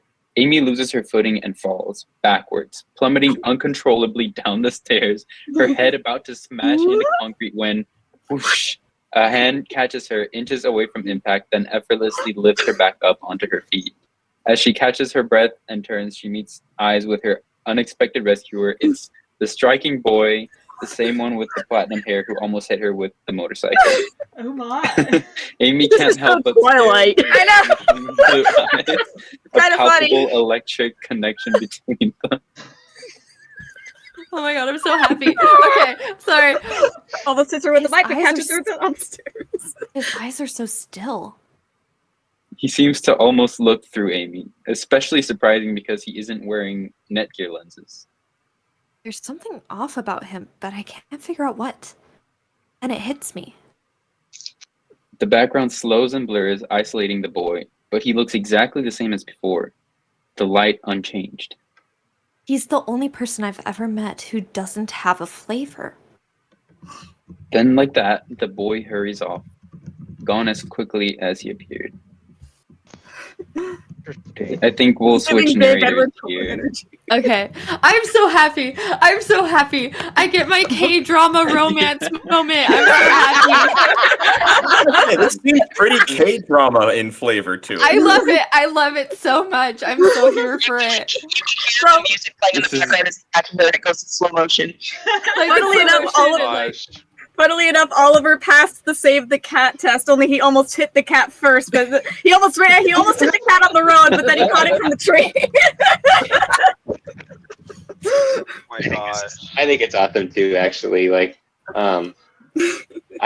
this has been the most slow. I never expected to write such a slow burning romance, and I can't believe it. It's taken me 300 episodes for like us to finally get to a place where Amy's starting to feel stuff, but I didn't want to like force the characters. I didn't want to force them to do something they didn't want to do, and so I've been in suspense. But also, sometimes it's nice to have a little bit of K-drama. What's been presented so far is interesting because instead of presenting Oliver in a rocket ship alone, giving this narration about the nothing, we now get a teenage boy who doesn't really care, it seems, about like other people being hooked into Netgear. I mean, like he has a motorcycle going in between self-driving cars and then just lands in the middle of the lawn. And then the best thing is nobody yells at him. He just walks into the school and nobody's like, hey, you're not supposed to put your motorcycle there. He just walks into the school, and then he's walking up the stairs. He's the only one that noticed that Amy is falling. The guy that bumped into her keeps going, distracted by Netgear. The guy that were walking in the hallways, distracted by Netgear. He was literally the only one that noticed, and he just doesn't care. He just saves her, walks on, and just continues on. It's like it really Okay, I'm picking up what you're putting down. I'm vibing with it. It really emphasizes his philosophy. I like it. It shows, Yes, not yes. tells, how Oliver feels and perceives the world. Yes, yes, Even yes, though he's yes, also yes, kind of 100%. Well, and dissociated and detached in his own way, but like he can still perceive what's around him. It's more just a matter of not attached to anything around him. But, I will like, he say, still has some it awareness. always bothered me that he had a history of being a bad boy, but when you meet him, he's like the nicest, sweetest little guy, and you just cannot picture him setting fire in a school. You haven't in, like, read a the back- You know backstory, what I though. mean? So like this. Yeah. This very much gives that, like, okay, he does Juvenile not follow the delinquent. rules. He does not care about, like, authority and stuff. Like, he does He's not out of care about nature. anybody, It's like he doesn't care about what other people think because he's not in Netgear. He clearly doesn't care about other people's self-preservation because he's on a motorcycle, and he doesn't care about the rules because he doesn't park properly. Correct. Like, it really showcases, like, he doesn't give a crap. Counter though, there's no way the FCP would let him have a motorcycle. I think There's he no stole way they let him it. get away with that. I mean, implying that he stole a motorcycle. You're implying that Yes. Okay, that we can do. And then he hides do it that. in the backyard away where Dr. Kim can't see it. But like the FCP would still see it. They'd have him return the he steals a new He probably motorcycle. knows that. He probably knows that and does it anyway. You're implying that they let him. I do like how they're including in the script the visualization of her flavors, though. Now that's starting to click. Yeah, they had a bit Someone's of that in trying- the very beginning, and now it's Yeah. here a little. Someone's trying to say something. Oh, I'm sorry. I think the most interesting thing that I like about this change is that Oliver is in a robot body. Sorry, spoilers for people who don't know. Oliver's in a robot body, so him being on a motorcycle with no helmet, doing a pop and a wheelie, is just like, I have no self-preservation because my actual body is floating, again, spoilers, in space, heading to some weird artifact that we think is important for reasons that we don't know, whereas my mind, again, spoilers again, is trapped inside my juvenile prison, escaping from a monster entity that wants to take over me because of yet to be clear. Right. He's evil. I should narrate like he jumps out of Dr. Kim's car later. Like Yeah. I think this really fits this character. Who should narrate the next bit? Q really wants to. I would like to. All right, Q, go for it. Go for it. Also, what does the INT stand for? Interior. And then EXT is exterior. Interior biology class, day. Amy finds an open spot on a workbench. A tough but fair biology teacher addresses Oh yeah, the that's class. Oh, never mind. Today we'll be venturing below the ocean surface and studying coral reefs. Write down what you observe. She hands Amy a digital field journal and walks away. Amy studies the room. The students just hang out on workbenches, staring into space through their Netgear lenses. Observe what? Hey, need a hand? A tall, handsome guy with a killer smile waves her over to his bench. David is built like a football player, because he is one. As Amy joins him, she notices other students eyeing their exchange. Is it jealousy? Curiosity? Both? You're that space girl, right? Not obvious, huh? People talk. Not to me, they don't. They do now. I'm David. Extends hand to shake. Amy. So what exactly are we doing here? Put on your neck gear. Amy pulls the older model Netgear glasses from her backpack and throws them on. Old school. I like it. Amy logs in, the screen reads loading. It's subtle, at first. A jellyfish floats past Amy, then a school of fish, followed by dozens, then hundreds of seemingly real living marine animals. The classroom transforming into an incredible coral reef. Forget augmented reality. Immersive reality, IR, is a whole different level. Whoa. Suddenly she screams as a shark swims right for her, then passes through her body. Swim, space girl! Struggles to hold it together, amazed but overwhelmed by this incredible tech. I need to get a tattoo of that. Interiors. Just keep going. Following David out of class, Amy takes off her glasses, eager to return to reality. That was intense. Back on. You're missing out. Amy just sees students standing around, heading to class, until she puts the glasses back on. Holy crap! All of the students have different avatars. Some wear animal masks. Others have added features like wild facial hair and crazy hats. One kid's face looks like a smiley face emoji. Quads don't work in class, but out here, you can be anyone you want. He blinks twice. Huge red horns grow out of his head and his hair lights on fire. Nice. It even matches your flavor. Carne asada. What? Never mind. A fiery strawberry. Okay, we're gonna get Cassie. Get it together. Dude, I don't know. A fiery strawberry blonde with blue horns and wings saunters up to them. She gives Amy the once-over. What's she doing with David? She then shoves David against the locker and kisses him hard. Intimacy on full display. Cassie always knows how to make an entrance. Amy lowers her glasses, making sure that Cassie is real. Amy, meet my girlfriend, Cassie. Cassie drapes David's arm over her shoulder. I know who you are. Good to meet you. Cassie half smiles. Chili pepper cilantro.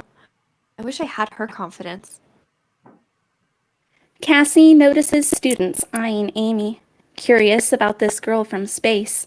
Maybe she has value after all. I'm starving. You coming, newbie? Without waiting for Amy to respond, Cassie locks arms with David, and they take off. Interior lunchroom day. Amy follows David and Cassie, who expertly navigates the scene, pointing out different groups.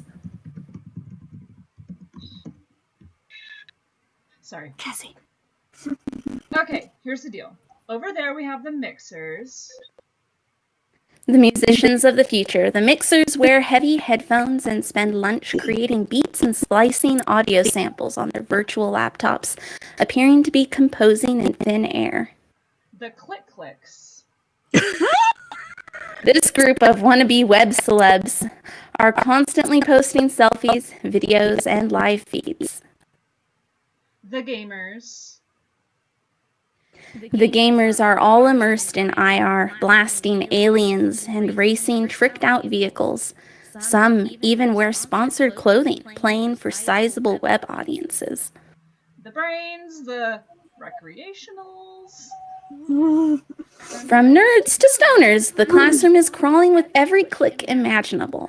Amy raises, then lowers her glasses, shocked by how different it all looks without IR. So much of the world fabricated. Cassie hurries past a table where everyone is laughing around Misha, sharply dressed with a wild half-buzzed haircut. What about them? Cassie stares down Misha? Misha. Her rival, Queen Bee. Misha, thank you.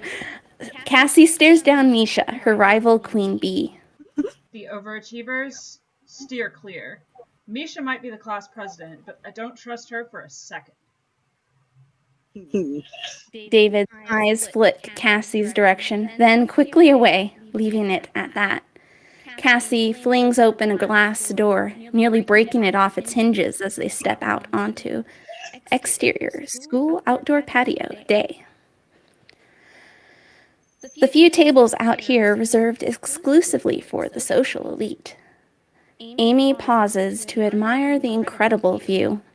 A thick forest extends far beyond the school, leaves starting to turn a vibrant fall orange, one of the most stunning things she has ever seen. Suddenly, a moving figure catches her attention. The striking boy hurries away from the school, hops a fence, and is about to run into the woods when he stops, turns, and looks up directly at Amy. Amy quickly ducks. Did he see her? You good? Yeah, just hungry.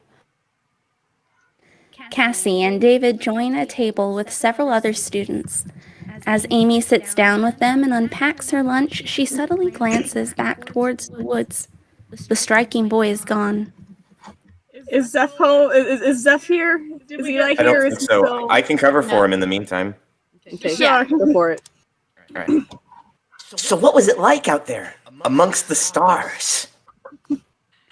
Across from Amy's sits Zeph, an emo Adonis with flowing dark hair, artsy piercings, with a black shirt that is perfectly tight. Never mind. I don't want the voice anymore. Too late. Too late. Wait. Did they just say that he has piercings? Are we talking about the same lovable Zeph? He has piercings? Yeah, he's piercings. He also has a perfectly tight black shirt. Perfectly tight black shirt. An emo Adonis. A very tight shirt. Okay. Now, is this real Zeph or IR Zeph?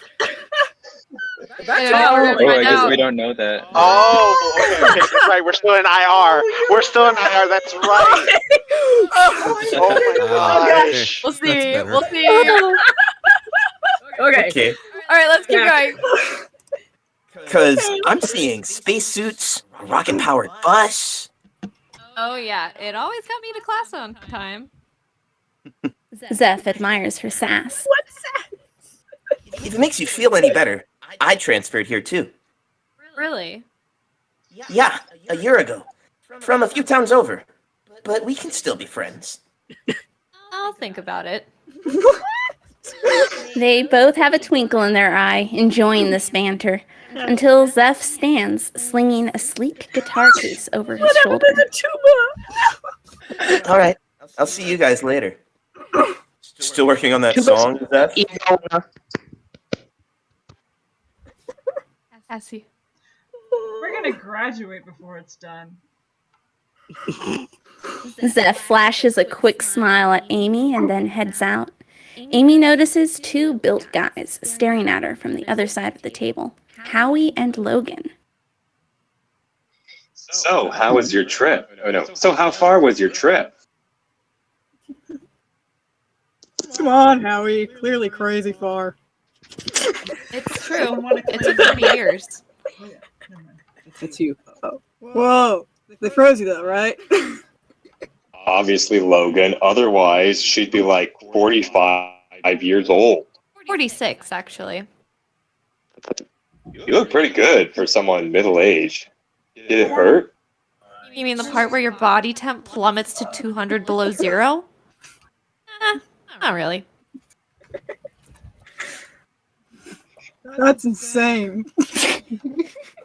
Cassie's eyes dart around the table, uncomfortable that Amy is getting all the attention. I think I like the sleeping part. It's not really like sleep. It's more like they turn you off for a while, then back on when you arrive. You feel the same, but everything around you has changed. Everyone stares at her, hanging on every last word. No, I'm Logan. Oh. Howie. Oh, that's Terrifying. Okay, let the girl eat. So, how are we looking for homecoming? You have nothing to worry about. yeah. You and David are good. I need absolute certainty. Cass, I'm sure we'll get the votes. I'm more concerned about the game. We all have our priorities. Confused and left out of the conversation, Amy glances to the woods. No sign of the striking boy. Cassie notices but ignores her, continuing the gossip with everyone else. Amy quietly eats her lunch. Interior, lunchroom, same. Maki steps out of the lunch line with a food tray and scans the room for Amy. No sign of Amy anywhere, and she's out of sight on the No sign of Amy anywhere. She's out of sight on the patio. Maki grabs a seat, alone. Interior, school hallway, later. As Amy heads to class post-lunch, she peers out the window, studying the fence where she last saw the striking boy. I take it you haven't seen many trees before. But seriously, are you looking for someone? Something? Or someone? No, not exactly. Come on, spill it. I don't know. There's this guy with silver hair. You mean Space Boy? Wait, he's like me? No, not even close. We call him that because he's always spaced out, like he's possessed or something. No one even knows his real name. Weird. And you know the craziest part? This girl went out with him once and kept having nightmares after. No way. I'm telling you. Sure, he's hot and all, but there's something seriously off about that guy. Stay away. Wow. Wow. Good job. Miss McCready is the name of the art teacher. Miss McCready. Okay, Steven, you have to voice the art It's teacher a now. cute little self-insert. Unless we have Sailor Aw. Pepper. I know Sailor Pepper was our art teacher. Is she here? I don't know. Let's see. Oh, while we're in this Otherwise, brief little we can cut to it. interim, I find it so interesting how Misha's kind of been pushed out of the social group, and I don't Maki know kind of if like Sailor Pepper's replacing here, it. so we There's a can. bit more emphasis on Maki, yeah. I feel like Dola. I feel like he would make a cute art teacher, or Since her maybe. name's- Since her name is Miss McCready, I feel like Steven should try to do it. How's your falsetto, Steve?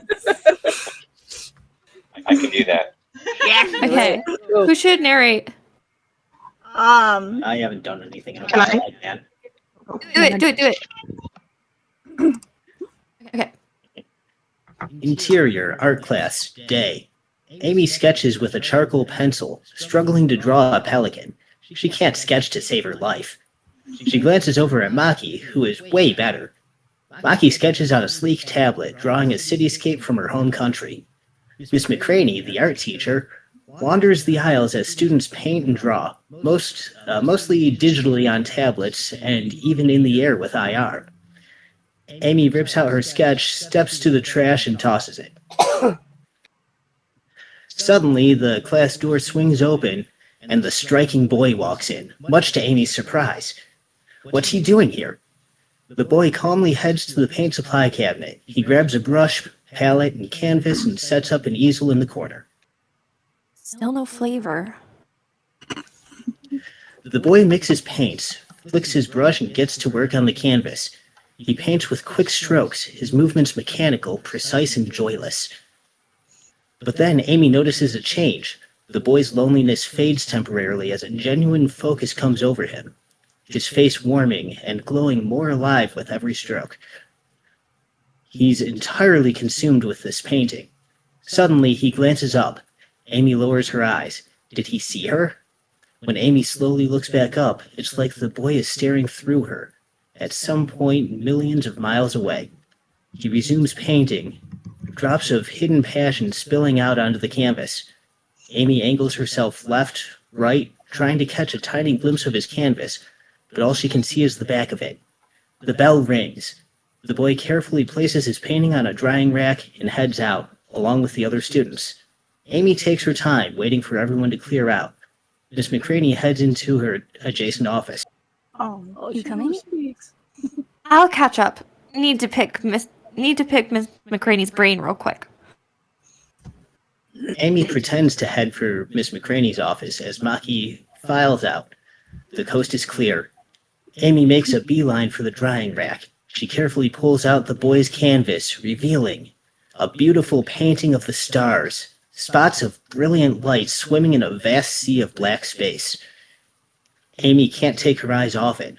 Something about the painting reminds her. Flash to interior mining colony, Kepler dwelling, years earlier. Through the porthole window, a kid, Amy, age 6, gazes out at a myriad of gleaming stars in the endless black. There's no atmosphere, so the stars don't twinkle. They radiate with consistent light. Return to interior art class day. Amy studies the painting, visibly moved. Suddenly, she hears footsteps. She quickly leans the painting against the wall and ducks down just as the striking boy returns to the classroom. He scans the room, sees no one, then heads to the paint supply cabinet. He quickly tucks a few cans of spray paint into his duffel bag. Amy uses the opportunity to sneak towards the door, staying low to make silent, invisible exit. You forgot your backpack. Spotted! Amy slowly stands, unsure what to do. The boy just hands her the backpack. Oh, thanks. The boy notices his painting leaning against a wall. A small wave of sadness passes across his face, but he doesn't ask any questions. Amy could leave if she wanted to, but something compels her to stay. Have you ever been to deep space? What? The way you painted the stars, so quiet and motionless. They look like that out in space. Really? Yeah, they don't twinkle like they do here, through an atmosphere. The boy shrugs. Honestly, I wasn't painting the stars. I was painting the nothing between them. Nothing?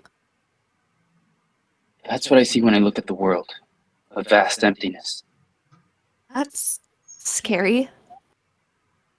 Most people are afraid of the nothing, so they choose to ignore it. But you can't deny it's there. The boy's expression grows even more lost as he stares into the painting's black void. The universe almost entirely consists of empty space. Just like the atoms in our bodies, bits of matter floating in the void. Sometimes I wonder if the world isn't some kind of illusion. The story we made up to keep ourselves from contemplating the nothing's vastness. This guy is intense, but there's something about him. Amy takes a moment to figure out how to respond. Did you know the moon sometimes comes out during the day? What? I had no idea. I used to think it only came out at night because that's what I saw on TV. Okay. Yesterday, I looked up, and there it was, sitting in the middle of the blue sky. What's your point? The world is stranger and more beautiful than any illusion I could ever make up. So it must be real. But what if you're a part of the illusion? How can you prove that you're real? Amy contemplates this. It's a fair question. Give me your hand. The boy slowly extends his arm. Amy pulls an orange Sharpie from the art supply closet and then draws a smiley face on his hand. The boy studies the smiley face, confused at first, but then his cold expression thaws, warming to life. He raises his gaze and looks directly at Amy. Slowly, the distance leaves his eyes. And then, for the first time, he truly sees me. I'm Amy. Oliver. Amy and Oliver are face to face, closer than they've ever been before, both unable to look away, transfixed by one another. A connection unlike anything either of them has ever experienced. A perfect moment, until they pull back out of the art room, into the hallway outside, where someone is watching them from the shadows. paying close attention and listening to every last word. The mysterious figure unrolls a phone and quickly dials. Interior, prosthetics lab, day. A laser soldering iron melts intricate wires into a next-gen prosthetic leg, complete with artificial tendons, muscles, and joints. We're in a state-of-the-art lab filled with cutting-edge tools and prototypes. The tech advanced even by this world's standards. The soldering iron is held by the experienced hands of Dr. Kim, in his 50s, a wheelchair-bound scientist. Focusing on a job he was born to do, he peers through the custom Netgear glasses that somehow look more advanced than the latest contact lenses. Dr. Kim's glasses buzz with an incoming call. He blinks to answer. All right, Courtney, do we have your dad? Courtney's not here. We do have Dr. Kim, and we also don't have Saito. Perhaps Natalie could do that for us? And just to make sure, you can hear me, right? Yay! All right. Hello! I love your voice. Your voice is so perfect for Dr. Kim. It is the only voice for Dr. Kim. Yes, all of your voices Boy are the only theme. voices I would have for my characters. Or Steven's characters. Sorry. I heard the Astro Boy theme as soon as you mentioned the phone buzz, and I was Natalie, like, do you want to be Saito? I can try, yeah. You're welcome. Yes. Okay. All right, we ready? What is it? I'm working. We have a problem. It's Oliver. What did he do now? He just told someone his real name. Dr. Kim lowers his tools, concerned. Who was it? A girl classmate, some immigrant from deep space. What else did he tell her? Nothing classified as far as we can tell, but we're monitoring this situation. Understood. I'll handle Oliver. Click. The line goes silent. Screen. A projector fires to life, beaming a screen onto the wall. It's a live aerial shot of South Pines High, taken from a sophisticated drone flying high above.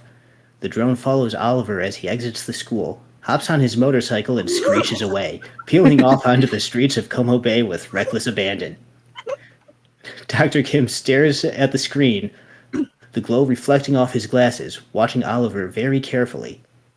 All right, I think we're at the 10-page mark, but yay! Well done. I love this. I love this so much.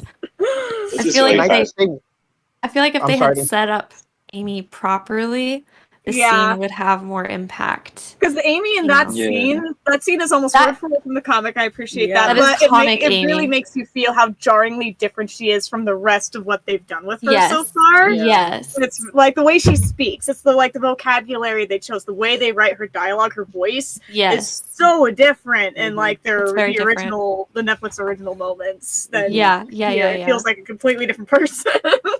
Right. Can I offer something? But I love it. I will always love that scene. It will always be my baby. Someone was trying Silas, I think it was. Can I offer just something interesting? What if the mysterious stern female voice isn't Saito? hear Because Silas. remember, we made that decision to make her Saito. What if the shadowy figure and the stern voice is the same and it's Kiana? Because remember, she's the same age as Amy and Oliver. What if she was the one who was reporting to Dr. Kim in this scene? That would explain why she's at the school too. That would be a good. That good would point. totally explain it. Yeah, I like that. So I was like, why did they just have random field agents into high school, like stalking Oliver? Aren't his camera eyes enough? I didn't get anything of what Silas just said. I can't hear him at all. Oh no! Oh no! I don't know what He to said, do. "What if the shadowy figure following Oliver and reporting to Dr. Kim was Kiana instead of Saito? Because we made the decision that it was Saito. We never know who that is. That is true. But it could be Kiana, perhaps, as It another could agent be. to shadow Oliver at the school or something. Or it could be Maki. Plot twist of the century. Crazy Galaxy brain. Oh my gosh, if Maki was an FCP agent. So good. Who wants to narrate the last 10 pages? I know I feel like like 10 pages. Don't we? I'd like to, but Stephanie, if someone Stephanie, else you hasn't have gone not read yet. We Yeah, have Steph, you do it. Closer Yes. to 20 pages left. Hold on. We're in the middle of. We're right after. Hold We're on on. page 42. Amy's bedroom. Page 41. Bottom of page 41? 41. 41 on the 41 on the page at the bottom where it shows like the PDF and page number says 42. It says Amy's bedroom in the middle of the page. Yeah. Oh, I see it now. Okay. Sorry. Got lost. Okay. Okay. Interior Amy's bedroom morning. Beep, beep, beep. Amy cracks her eyes open, too tired to reach the alarm mood. She buries her face in her pillow, ignoring the beeping, Also which can mood. be heard throughout the house. Knock, knock. You getting up? So real. Lacey pokes her head in, looking rushed, in the middle of drying her hair. She hurriedly turns off the alarm. I don't have time for this. Let's go. Amy slowly sits up in bed, then sneezes. As she struggles to reach a box of triple recycled tissues, Lacey puts her hand on Amy's forehead. You're burning up. Why don't you stay home today? I'll be fine. Different germs here. It'll be good to build your immunity. Whatever. I'm too behind. A day or two won't kill you. I gotta run. More interviews. Call your dad if you need anything. She rushes out of there. Amy doesn't have the strength to get up. She falls back into her pillow. Interior Amy's bedroom later. Amy stares out the window, admiring the trees. Bzzz. Her Netgear glasses vibrate. She puts them on and has a notification from an app called Snapbook. She blinks twice, opening the app to a selfie of Maki in the school quad, trying to feed a squirrel. You've been replaced. Feel better. As Amy sends back a heart and closes the message, the app tries to reel her back in, projecting photos and videos of students from school. A dizzying kaleidoscope of social life. A video appears of Cassie embracing David in a football uniform. Amy blinks twice, clicking on Cassie's profile. She has over 3,000 friends. David has 2,000. Amy checks her own sad profile. One awkward selfie, and only one confirmed friend, Maki. Her requests to Cassie, David, Zeph, Howie, and Logan are still unconfirmed. She searches for Oliver, but he's nowhere to be found. He's apparently not on the app. Tossing the glasses aside, Amy glances back out the window. She can't get enough of this whole nature thing. Interior, Amy's bedroom, night. A beam of moonlight cuts through the curtains, rays of silver illuminating a sleeping Amy. An ominous whisper cuts through the silence, waking Amy. She sits up in bed, uneasy, listens. The whisper intensifies, somehow coming from all directions.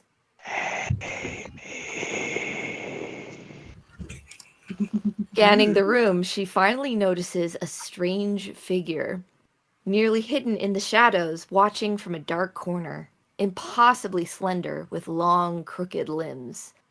Amy clutches her blanket, then opens her mouth to scream, but no sound comes out. The figure moves forward, more gliding than stepping. Its head catches a beam of moonlight, revealing a lone, bulging eye staring at Amy, staring right through her. Amy can't look away, her eyes enlarging with terror. Interior, Amy's bedroom, morning. Amy shoots up in bed, beads of sweat dotting her face.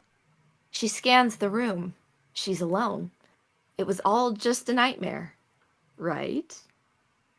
Interior, Kepler house, kitchen, several mornings later. Amy hurries downstairs to the kitchen, dressed for school, backpack and all. She nearly collides with a hurried Lacey, who half throws on a partially ironed suit jacket while firing up a tiny, no-waste cappuccino maker. Feeling better? Better enough. You find a job yet? My skills are so out of date. I think a serious pay cut is the best case. At least your skills are still relevant on this planet. Showered and dressed like he has somewhere to go, Greg pulls out sandwich ingredients from a translucent fridge. You'll find something, Greg. Even if it's teaching. I bet some future miners would love to hear about colony life. Greg fumbles with the ingredients, struggling to make the sandwiches. What'd you say again, Lace? Red mushroom, cheese, pepper on some kind of flatbread? It's okay, I can do it. No, it's fine.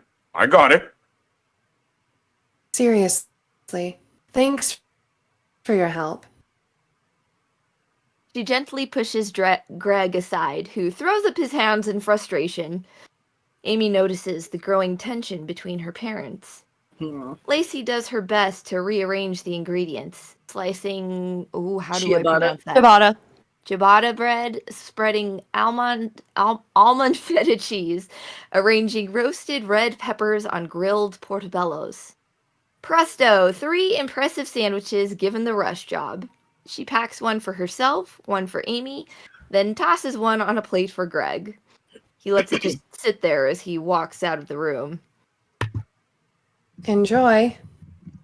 Amy hurries for the door, trying to escape the tense atmosphere. Hey, Amy, real quick. I got a note from Gemma. She said she's been trying to reach you since we've been here. I thought you called her. It's complicated. I don't see why. Don't you want to talk to her? She's your best friend. Was. Look, I know this change has been hard on you. It's been hard for all of us. I'm gonna be late. You don't have to forget your old life to start a new one here. I don't want to talk about this. I have a thought. How about we call Gemma tonight, together? That's a terrible idea. It doesn't need to be long, just a quick hello. I'll message her now to give her the heads up.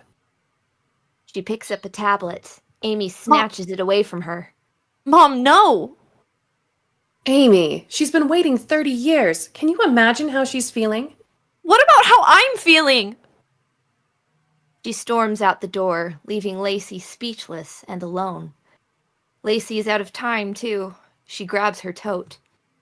Just as the cappuccino maker adds a perfect froth flour, Lacey yanks the mug away, smearing the latte art. Great. With a silent sigh, she's out the door. Exterior South Pines morning. Amy wanders past students, alone and in her own head. She's about to enter the school when she sees Oliver, sitting on a bench under a nearly barren tree with only a few orange leaves left. He stares into the distance. Amy waves. Oliver keeps staring, oblivious to her. Morning. Still no response. Amy approaches and waves her hand in front of his face. Hello? Finally, Oliver blinks, slowly looks up. As he registers Amy, his eyes widen, shocked to see her. Amy? Yeah. Remember? She lifts up his hand. The orange smiley is still there, perfectly intact, just as vibrant as when Amy drew it. Wow. Quality marker. Oliver slowly pulls his hand away. What's wrong? Never mind. What is it? You can tell me. You'll think I'm crazy. Doubtful. Try me. Oliver can tell she really means it. I thought you might be avoiding me. No way. I was just out sick. Oh, that makes sense. Why would I avoid you? I've just had a lot of people drop out of my life. I didn't want that to be you, too. Amy considers this. Flash to the last time she saw Gemma, 30 years ago, holding up the hand sign for I love you, tears trickling down her face. I appreciate that. Believe it or not, I kind of get what you mean. The bell rings. Amy gets up. To be continued. Before you go, for our next art assignment, we're supposed to draw a town landscape. Think you'd want to work on it? Together? Sure. But only because you're way better at art than I am. Message me. Oh, I'm not really into all that Netgear stuff. Oh, cool.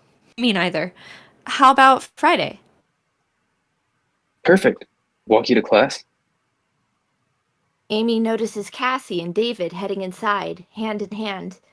Turning away, Amy tries to avoid getting spotted with Oliver. It's okay. I'll catch you in art. She hurries off to class. Did we want to Interior. Oh, sorry. We're almost. Or no, I guess we still have another, Yeah, another another page page or left. so, yeah. Yeah. Okay. Interior, South Pines High School, history class, day. A history teacher points to a screen depicting a world map. History teacher. Several country boundaries have shifted since our time. World War III broke out most of the old global alliances, leading to the tense international situation we face today. Hey. Amy turns. Cassie is in the next row. How's the boy? What boy? I told you to stay away from him. But whatever. You do you. Amy grows uncomfortable. By the way, his name's Oliver. Cassie raises an eyebrow. You sure? I've never heard of anyone with that name around here. Interior, art class, day. Tap, tap. Amy drums her charcoal pencil on her sketchbook. Instead of drawing like the other students, she's staring where Oliver should be. He's not in class. The bell rings. As the students file out, Amy tries to flag down the teacher, who is rushing out the door. Miss McCraney, do you know where Oliver was today? Steven. Who's Oliver? Sorry, I need to get going. Picking up my son today. Before Amy can ask another question, Miss McCraney is gone. Interior, principal's office, day. Amy rushes into the principal's office. He appears to be napping. Steven, that's also you. Sorry, I just realized. Okay. You can't just waltz in. I'm in the middle of... Oh, Miss... Oh, he struggles to quickly pull up her record. Kepler. Right, you're that, Off-Earth transfer. Glasses? Oh, yes, of course. He has no idea. Question, what's the best way to look up someone enrolled here? Well, all the school student records are in the school database, but that's for faculty only. What if I'm asking nicely? Sorry. Try social media. Interior. What a weird scene. Huh. Hey guys, there's actually... Mhm. There's more than 50. There are There's 60 like pages. 61. Yeah. So there's like Yes. 10 more left. Yes. Sorry, I thought it was the last, batch. Got one of more 10. segment after this. I'm happy to take the last 10 unless Steven or somebody else wants to. Is there anyone who hasn't read yet? But if you want to take it, you can take it. What? What was that? Sorry. I haven't read his narrator yet, but if you want to take it, you can take it. Oh no, you can do it. Go for it. Everybody should get a turn. Before we jump off, can we talk about this last segment? Because there's a lot of interesting changes that I... Family drama. So there's a few The things that I parents. definitely don't like. One, the family drama. That's unnecessary. Two, I think I can see what they're doing. Granted, it's a first episode, so they have time to amend this. But I really don't like how they've got at Amy's friend group. That's supposed to be crucial for her, and it seems like they're sacrificing that to build up the relationship between her and Oliver. Yeah. And I really don't like Yeah. that. Amy's personality feels more like original comic Cassie, and Cassie feels like the mean girl everyone thought she would be when you first meet her that you managed to subvert. Like, they're leading into the stereotypes you tried to subvert, Steven. Yeah. Where David seems like, the jock, but he's a really warm-hearted one instead of a bully. Cassie seems like a popular mean girl, but she actually cares about people and stuff. So they're like, and then what the heck did they do to Zeph? We never got confirmation. Oh my God, Zeph! I feel like Zeph got the biggest character assassination. So yeah, I don't like how they've massacred Amy's friend group so far for sure, to make room for the relationship between her and Oliver. And there's time to amend that, but like, because that whole thing in the art room, her getting sick, that happened. She gets sick because she goes to the pier with her friends. Yeah, that whole because scene she's got exposed cut. to the cold. We just completely cut all of that friendship building that she goes through and establishing a community to make her just as much of a loner and outsider as Oliver, I guess, is kind of what they're going for. And I don't like it. Yeah, it's weird. No, the one thing, I think very Twilight-y. I agree. Yeah, Twilight-y. I think two things, like for maybe potential screenwriters out there, like I'm not a huge fan of things that Hollywood people do often, which is one, I feel like they often skip the first act in a lot of ways, like Aaron was saying earlier. It's like when you have the inciting incident and it threatens everything the character holds dear, you actually need to have done a really good job explaining why that character holds those things dear and why the audience should also care about that stuff. And then the second thing is, I think that it's a fallacy to think that enemies make more tension in a story. It's actually like friendships and like, I mean, enemies can make tension in their own way, but like having Amy, it's because Amy's really good friends with Cassie that she has a hard time getting close to Oliver. And how much more compelling is it to have a friendship be in the way of a different relationship than to have an enemy be in the way of a different relationship? You know what it is? I feel like the overall atmosphere of how they're telling the story is definitely a lot more cynical, and they made things a lot more mean-spirited than they were originally. And that's not what drew people in. What drew people in was how, like, sad and tragic some of these things are, this loneliness, this atmosphere of loneliness, but the kindness and the warm heart of the character and the warm heart of establishing friendships, realizing that, oh, everything isn't like, it's funny, it's like they're playing out high school like she probably expected it to be from the shows she probably watched, when in reality, you go out and make friends. There's some cliques, but you know, people are people. They can be genuine, they can be kind. And it feels like they're sacrificing her warm and supportive family network for some kind of tension that doesn't need to be there. They're sacrificing her friend group to make it all cliquey and just a lot more cynical and mean-spirited. And it really doesn't sit well with me anyway. And with me, at least, it doesn't need to be there. To add on to what Aaron is saying, I really dislike how they made Misha and Cassie like these queen bees that are opposite spectrums of the school. I don't think they even know each other at first. And it's so jarring because I was like, wait, in the original comic, Misha and Cassie and Zeph and Howie and Logan, they're all part of the same little group. They're kind of like the own little bubble that, you know, breaks all the norms. Right? Or wait, no, yeah, Misha is part of the group. Yeah, sorry. I got to mix up with that. Also, I hate the female rival trope with a burning passion. I hate it. Yeah. Also, David didn't accept your friend request. David was the first to be your friend. Yeah. And they made his flavor carna. Sana, what did you do to my peanuts and caramel boy? You know, and another thing that I find interesting is Oliver, like that whole part, because I see Aaron's face in some of these, and when he's like, oh, I thought you abandoned me, or like something along that effect, like my face and Aaron's face kind of scrunched up at the same time. I was like, wait, what? No, the whole thing was that he thought people were part of the nothing and that they didn't exist. And didn't exist. And I always wonder. I wonder how far ahead the scriptwriter read in the actual comic. I wonder how much they actually know about like the original story. Like how many do they know about the big plot twist? You know what's interesting is originally my own agent hadn't read read it or he had.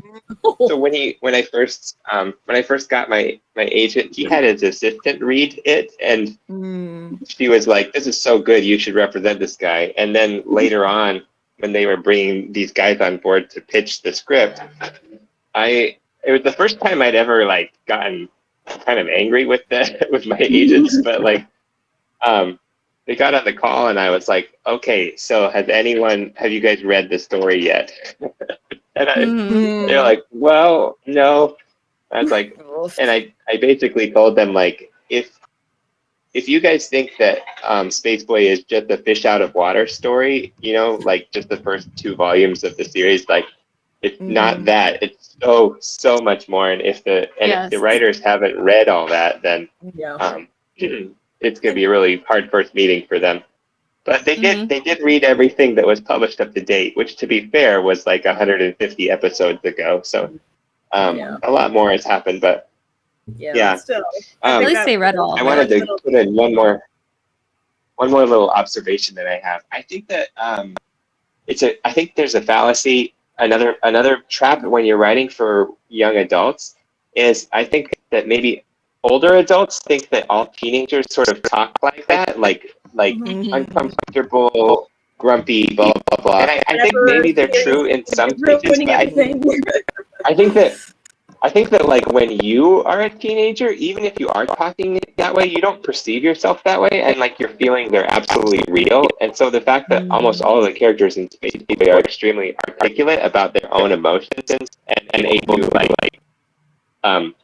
act and react according to what they're feeling and what other people are feeling is like in a weird way, how to speak to teenagers, even if teenagers, because it's modeling for them how to do that, but then also it takes their internal dialogue seriously. It's like, oh, you're not just whining. What you feel is absolutely real. That type of a stance. So. Shannon had a great observation chat here. He said, there is a lack of fidelity with regards to the writing of the characters that drives me nuts. It's as if the screenwriters try to rewrite books into how they think it should be. And I feel like that it's hard to do an adaptation. It is. One more point before that we move on. Wanderer introduced in such a weird way. I loved it. I liked it too, but the one thing is that I was like, wow, but it really cut out all the dramatic tension that you get in the original Fever Dream, because in the original Fever Dream, it's like Amy feeling alone, like her only source of friendship dying in a hospital bed. This creature surprises her. But in this case, it was sort of more like a Fever Dream where the demon in the night is just in the corner just staring at you and just ominous your name. And I'd say it was such an interesting take. It has a different kind of tension, which I think is still appropriate. Yeah. I could visualize it in my head. I could see it in like a Netflix show. Like, oh yeah, Netflix would totally do something like that, Yeah. All right. We want to round out the last 10 pages and then do our final thoughts and everything? Yeah, let's go for it. Yep. All right, Lakia Jem, I believe you're the last one to narrate. So we're on the bottom of page 50. Oh, wait, no, middle of page 50 with interior lunchroom day. Lunchroom day. Amy plops her lunch across from Maki. Hey, I need a favor. Anything, as long as you help me with my chem lab. Done. Think you could find a way into the school database? In my sleep. But why? It's probably nothing. But I need whatever you can find about a student named Oliver. Interior Kepler house. Front door. Evening. Amy hurries downstairs. Glancing in a mirror, she purses her lips and blinks several times, double-checking a few tasteful touches of makeup. She flings open a coat closet just as Lacey returns home after a long day. Heading out? Yeah, project with a friend. She quickly throws on a cozy pea coat, desperate to get out of there. Lacey slowly unzips her jacket, her body exhausted. What kind of project? Art. She holds up her sketchbook, then throws on her boots. Lacey sits down and takes off her heels, resting her feet for a moment. Does this friend have a name? Yep. Amy hurries to the door. You look nice, by the way. Amy smiles self-consciously, then dashes out. Exterior, boardwalk entrance, evening. A town bus pulls up to the bay, the setting sun reflecting off of its sparkling surface. Amy hops off the bus and her eyes light up from an incredible sight. The Como Bay Boardwalk.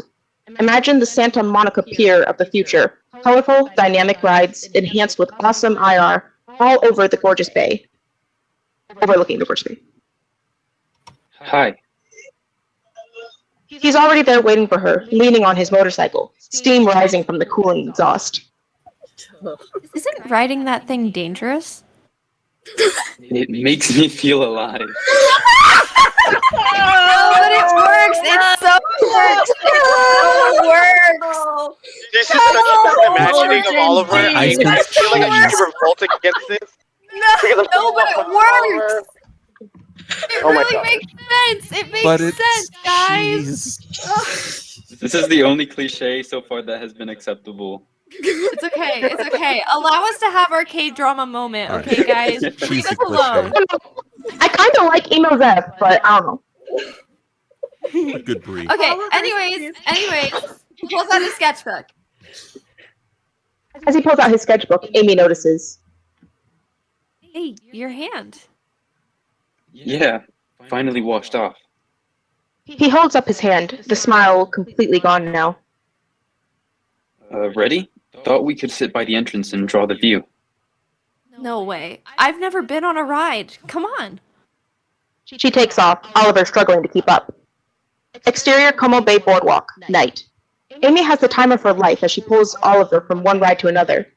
Ascending an endless roller coaster hill, Amy pushes desperately against the lap bar, wishing she could escape. Oliver grins, amused. A scrambler whirls in dizzying circles. Amy can't help but smush against Oliver. He doesn't seem to mind. They're at the top of the drop tower, high above the entire boardwalk. Amy already has her eyes closed. Oliver has his open, completely unfazed. He glances down at her hand, considers taking it, and then they drop. Amy screams. Exterior Ferris wheel, night. As they board the neon-lit car of the Ferris wheel, Amy makes room for Oliver next to her. He misses the hint and sits across from her. Amy notices a sign. Better in IR. Just as the Ferris wheel ascends, she puts on her IR glasses and gasps. The ground below them appears to wash into the bay and fireworks go off in the distance. It's a stunning, magical effect, until more fireworks explode, closer and closer, totally overwhelming. Amy throws off the glasses. How was it? Way better without them. She gazes out at the beautiful town view, admiring the stars that twinkle over the reflective water. As she looks out at the dark bay, she clutches the handrail, intimidated by the endless deep. Oliver ruffles with his sketchbook. What are you doing? Sit still. As he draws, he falls deeper and deeper into the zone, vanishing into his element. Amy's cheeks flush, unsure if she should ignore him, pose, or what. Stop it. Show me. Amy hops over to his side, an excuse to get closer, but almost touching. Oliver pulls away the sketchbook, playful. Not done yet. You're going to regret this. She hops back to her seat and pulls out her own sketch pad. The two draw each other as the Ferris wheel revolves before the night sky. Exterior, Boardwalk Carnival Games, night. As they wander past Carnival Games, Amy lowers and raises her glasses to see how everything is enhanced by IR. Virtual whack-a-mole. Those critters look real and angry. What? Courthouse hoops. Good luck sinking free throws at an NBA game while screaming fans try to distract you. Ladder over lava. Impossible to balance when it looks like you're climbing over scorching fire. Amy notices Oliver sketching little landscapes wherever inspiration strikes. She tries to sneak a peek. Not until you show me yours. Never. Amy's eyes light up as she sees. A drone game. It's a claw machine on steroids. Players fly drones and try to pick up stuffed animals. Oh, I totally got this. No way. Those things are rigged. Amy quickly pays, grabs a controller, and zoom! A drone rockets into the air. Amy channels all her expertise and operates the drone with perfect precision. She navigates effortlessly past other players, descending the drone over the prizes, inspecting the options. She carefully lowers the drone's claw, grabbing a plush planet Earth. She slowly flies the drone back, steering carefully, and voila! We have a winner! How did you do that? Just a little something my best friend and I did back on the colony. Definitely never thought it would pay off. Best friend? That was a long time ago. She drops the topic and hands him the plush earth. You did such an amazing job painting space. Here, this will remind you of home. Oliver looks at her, at the planet Earth. It literally means the world to him, more than he can ever explain. And for a moment, all that darkness fades from Oliver's face. He radiates pure joy, completely at ease. They stare at each other, close, so close. As Amy checks her glasses, it's Maki. She hits ignore, trying not to lose the moment with Oliver. Sorry, one sec. Amy ducks away between exterior concession stands moments later. The smell of future funnel cake is intoxicating. Amy throws on the glasses and answers the call. Through the lenses, she can see into interior Maki's bedroom, night. While a techie paradise, Maki's room is a total mess of gadgets and Japanese paraphernalia. Someone is quite homesick. Intercut. Amy appears as a virtual hologram in the room. Success! You found him? Well, no. I was talking about the hacking part. Okay. And? Nothing. Not a single Oliver in the entire school directory. You sure? 100%. Sorry. A concerned Amy glances back at Oliver, who sketches the carnival rides obliviously. Exterior carnival games, night. Amy slowly returns to Oliver, visibly uncomfortable. So, what do you think? He holds up the sketch. It's a beautiful drawing of the stuffed Earth. He even drew a little smiley emoji on it. Amy keeps her distance. It's nice. You okay? It's just... Is Oliver your real name? Yeah. Why? Because my friend, she looked you up and couldn't find your name anywhere at the school. Oliver retreats deep into his own thoughts. The distance between them expands. It's complicated. Complicated how? I'm not supposed to talk about it. Says who? Oliver looks so torn. It's okay. You can trust me. How do I know for sure? I mean, there's no certainty in anything, but I'm still standing here. Oliver studies her for what feels like an eternity, then nods. You can't tell anyone. Lips are sealed. Okay. Oliver takes a deep breath, about to speak. Suddenly, his phone rings. He checks the caller ID, then hits ignore. It rings again. Grab it if you need to. I'll be right back. It's, my foster dad. Oliver steps away, far enough so Amy can't hear. He answers his phone, annoyed. What? Interior mansion, night. A grandiose foyer, complete with ramps and an elevator. No stairs, built specifically for wheelchair-bound Dr. Kim. He's on the phone with Oliver. Intercut. Not another word, Oliver. How did you... Oliver spins around and notices agents watching him and Amy from afar. One even points a laser mic? They've been listening on their entire conversation. No, you can't do this. She could compromise everything. You'll need to fix the whole name thing. She's already asked too much. Maybe say it's your middle name, then give her your alias. I won't lie to her. It's for her own good. No way. Please, Oliver. There will be consequences beyond my control. You need to... Oliver hangs up. Exterior boardwalk, night. Oliver rushes back to Amy. I need to go. What? Why? I'm sorry. Amy notices Oliver glancing around. Ever perceptive, she spots an agent watching them. Oliver, what's going on? Are you in some kind of trouble? Amy notices several other agents. Who are they? You should just go. No way. I'm not leaving you alone with them. Amy. Whatever it is, we're getting out of here together. Let's go. Amy grabs Oliver's hand and weaves between rides, heading quickly towards the exit. But they spot more agents closing in from different directions. Amy pulls Oliver to the opposite direction, onto exterior pier night.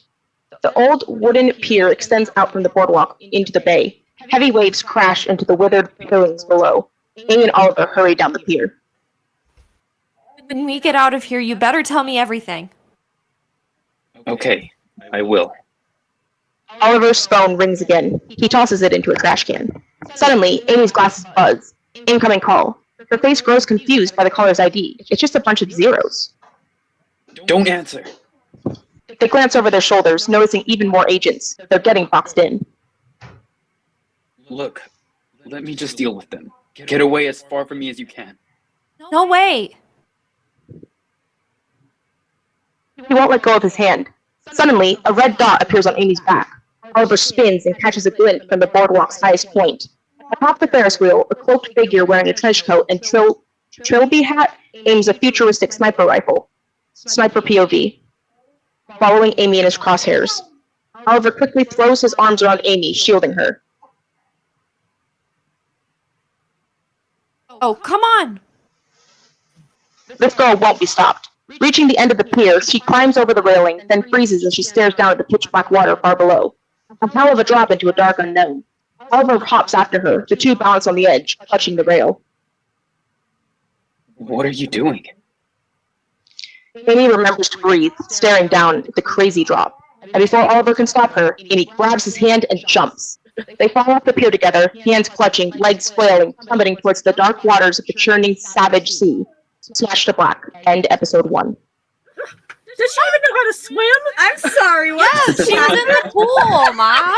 It's like it's like the first act dragged, or like kind of dragged a little bit, and then it's like they're speed running the rest of the plot and chucking out all of the friends and like Amy learning how to fall in love with her. What is happening? It's getting Oliver laughs moment. There was no build up for their relationship. Like there was build up, but it was all like build up. No, the thing that really gets me is they stole the friendship moment that we just talked about in the last segment between Amy, Cassie, and the friends, and literally made it into a relationship plot point between her and Amy. I'm like, wait, I'm getting whiplash here because I know, first you made Zeph emo boy, and then secondly, now you get a romantic date. They barely know one another. They don't even. Huh? Okay, I was like, But it wasn't supposed to be a romantic date. It was just supposed to be like just working on School project. art, the writer's you know? intention was, the characters accidentally ended up in a date scenario. The characters were not consciously aware that's what was happening. Right, There's exactly. also a plot hole. There's a glaring plot hole. How did she know to go to the boardwalk to meet with him? Because the last she said was, I'll see you in art class, and then he didn't show up to art class. How did she know where to go on Friday? That's he said. I think he said the boardwalk in the... Oh, yeah, I think so. Yeah, did he give a time? I was thinking I'll draw like the boardwalk scenery if you want to meet me there. Yeah. The original comic was a slow burn. This is a speed run. Yeah. They're just plowing Alright. through this. One of my big problems right now is already from the beginning, Oliver didn't feel like Oliver. And the script is saying about all these things about him, being detached and aloof. But honestly, he's like bantering with Amy. He's opening up to Amy pretty darn soon, whereas it takes a long time of work and her opening up to him first for him to start believing she's real enough to have the conversation with him and want to do things with him. Amy He's is cat dog-coded. Yes, Amy is dog. Oliver is cat, and now it's like, oh no, they do a good job at establishing there's a connection. But Oliver's, I genuinely wonder if they even know Oliver's a robot, because I seem to think that all of the reasons that the agency knows I think they have to know. I think they have to know because they talked to Steven. I feel like I did explain like a lot of stuff to them, but it does almost feel like maybe they were, I don't know. They know about the agents. It almost clearly. feels like they don't. They know about all that stuff. Yeah, it doesn't feel integrated into the story in a way. I feel like there were signs of it when he was staring into the distance and didn't notice Amy there at first. I think that was like him being away from his monitor kind of deal. And then there's the thing with the marker. I think that was supposed to be indicative because marker fades a lot quicker on skin because, we've got like sweat and oils and stuff. But on metal, it wouldn't fade as quickly because metal doesn't like go through that kind of use. I guess I wonder why he has like this whole flock of agents following him around. When the reason the FTP knows he's doing all the things that he does is because they're literally seeing through his They are eyes. in his eyeballs. Like people would be wearing contact lenses. His eyes are the camera. Yeah, can someone clarify something for me? What did they use to call Oliver? Because it hasn't been made clear that Peter, I think, was his pseudonym, if that's what you're asking. Yeah, it was John Peter Smith. Smith, I think. Yep. Yeah. Kramik made a comment that I think should be read. It says Amy's character is so different in the scenes they make up for the script to the scenes they ripped straight from the comic. Yeah, there's so many scenes And that are I- so comic faithful, and I do love seeing that in a script. But then everything between that is so. It's very different. It's very different. Yeah, it's I don't like interesting. Well, that her friend group is just like non-existent in this. They're like, oh no, we Right. only need the love interest and Amy. Everyone else They made just Maki even more. Right, They made Maki right. even like more Amy doesn't need mysterious. friends. Yes. That's just like that's like what sells, and that's clearly what their priority was. I feel. I also feel like they're This is leading what into. I think. This is what I think. I think Space Boy just needs to be treated like a K-drama because K-dramas are excellent with slow burns. There are K-dramas where it takes 20 episodes to get to a first kiss. Like, K-dramas are very, very, very good. They've mastered the art of slow burn romances. And it's very balanced with, like, friends and then romance. Like, they have really good balance. I just feel like Space Boy needs to be a K-drama. That's I think that's my thought. I think that if they had like I actually taken the approve that. I time- think that's great. I think if it's if they'd like taken the time to like extend that like boardwalk scene, like I mean, for what it was, it could work as like a plot point to get them to be closer, like especially on that Ferris wheel when they're like alone on the Ferris wheel, and that's like from what I've seen, something of a common trope is like when they're on the Ferris wheel and it's all romantic and stuff. That could have been like their time to talk and get to know each other, but they jumped around so many different places and things, so it's like more of like a just hanging out montage instead of like an actual deep getting to know each other moment. Yeah, we Right, don't know right, anything right. about these two. No Still. rooftop This is conversation. all one episode. They crammed. I mean, is this supposed to be an hour-long episode? I can't believe if they tried to make this into like Probably. a half-an-hour episode. No, I mean, if I it was think it's Netflix, probably it was an probably hour. going to be like a It's interesting. 6-episode miniseries or something. So they would need to cram everything. You know what's It interesting kind is of- you brought that up Go ahead. because I was literally thinking the same thing. I was like, okay, at this point we can end the episode here, and then we can have a little bit of like a And it just keeps going. I'm like, oh my god, it's like this is so long. But then I'm like, this is the pilot. I'm like, okay, if they make an hour-long pilot, then it's supposed to convince producers, hey, this is a good story. But to bounce off what Lokita Jane was saying, is that there's so many good scenes in here in the original that I like, but was just so rushed through and wasn't really accurate to the characters. Right, that right. They could have done a little bit better. And another thing before I pass on a little baton is I don't like how any of the adults are portrayed. Almost every single adult is either spaced off into their own La La Land or is in this Yes. kind of weird, like with Amy's mom and dad. It's like what happened to his dad? He was such a joyful person. Now he can't find a job. Now he's just throwing sandwiches on the plates.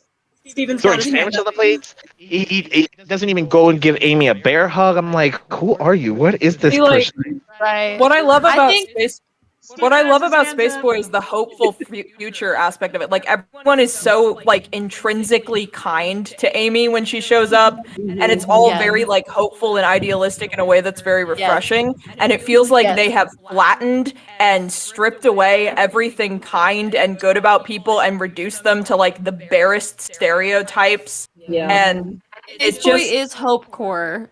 yeah, exactly. I think It's Steven hopeful. is raising his hand. All right, Steven has been wanting to talk for a while. Yes. Yeah, it is funny. I think maybe Amy's dad is a bitter cookie flavor now, or whatever he was. I'm gonna need to go soon, But Yes, I'll let you I have think the you final guys should, thoughts because this is your you guys story. should, yeah, definitely stay and hang out as long as you want. It's so great to see all your faces, and it's really cool to just hear all your amazing voice talents. And yeah, you guys are Steven. so awesome. I'm glad you all exist. Yeah, I love you guys. I love you too. Sorry. I was gonna say, I think what you just need good writers. You need good writers who actually know. care about the story, and I they think, will right? come. I hope so. So yeah. A little piece of news on that. Like, they went and pitched it around to a bunch of different studios. Everybody said no. And recently, Webtoon started pitching it, and it turns out there was someone who at Disney TV who still remembered the original pitch from a long time ago. So they reached out, and currently, this doesn't mean it'll get made into a show, but currently Disney TV has the option for Space Boy. This could either go really well or really I don't, poorly. right, exactly. I don't know if if anything will happen, but I did want to announce that like somebody like Disney TV has optioned it, and maybe it'll get turned into something, but I don't know. I have no idea. I don't know. First season, but it has a shot. Yeah. Please animate. Please. Oh my gosh, please animate. Please. Yes, it was so animated. hard. You know what? Live action. Webtoons was pitching it as an animated series, and Disney wanted it for a live action. And so we'll see, you guys. I don't know. It's out of my hands, but anyways, thank you guys so much, and yeah, I love you guys. Today was so fun. I had so much fun, and you guys just stay and hang out and enjoy yourself to the end of the stream. But Alrighty, say hi to your family. Okay, bye. Bye.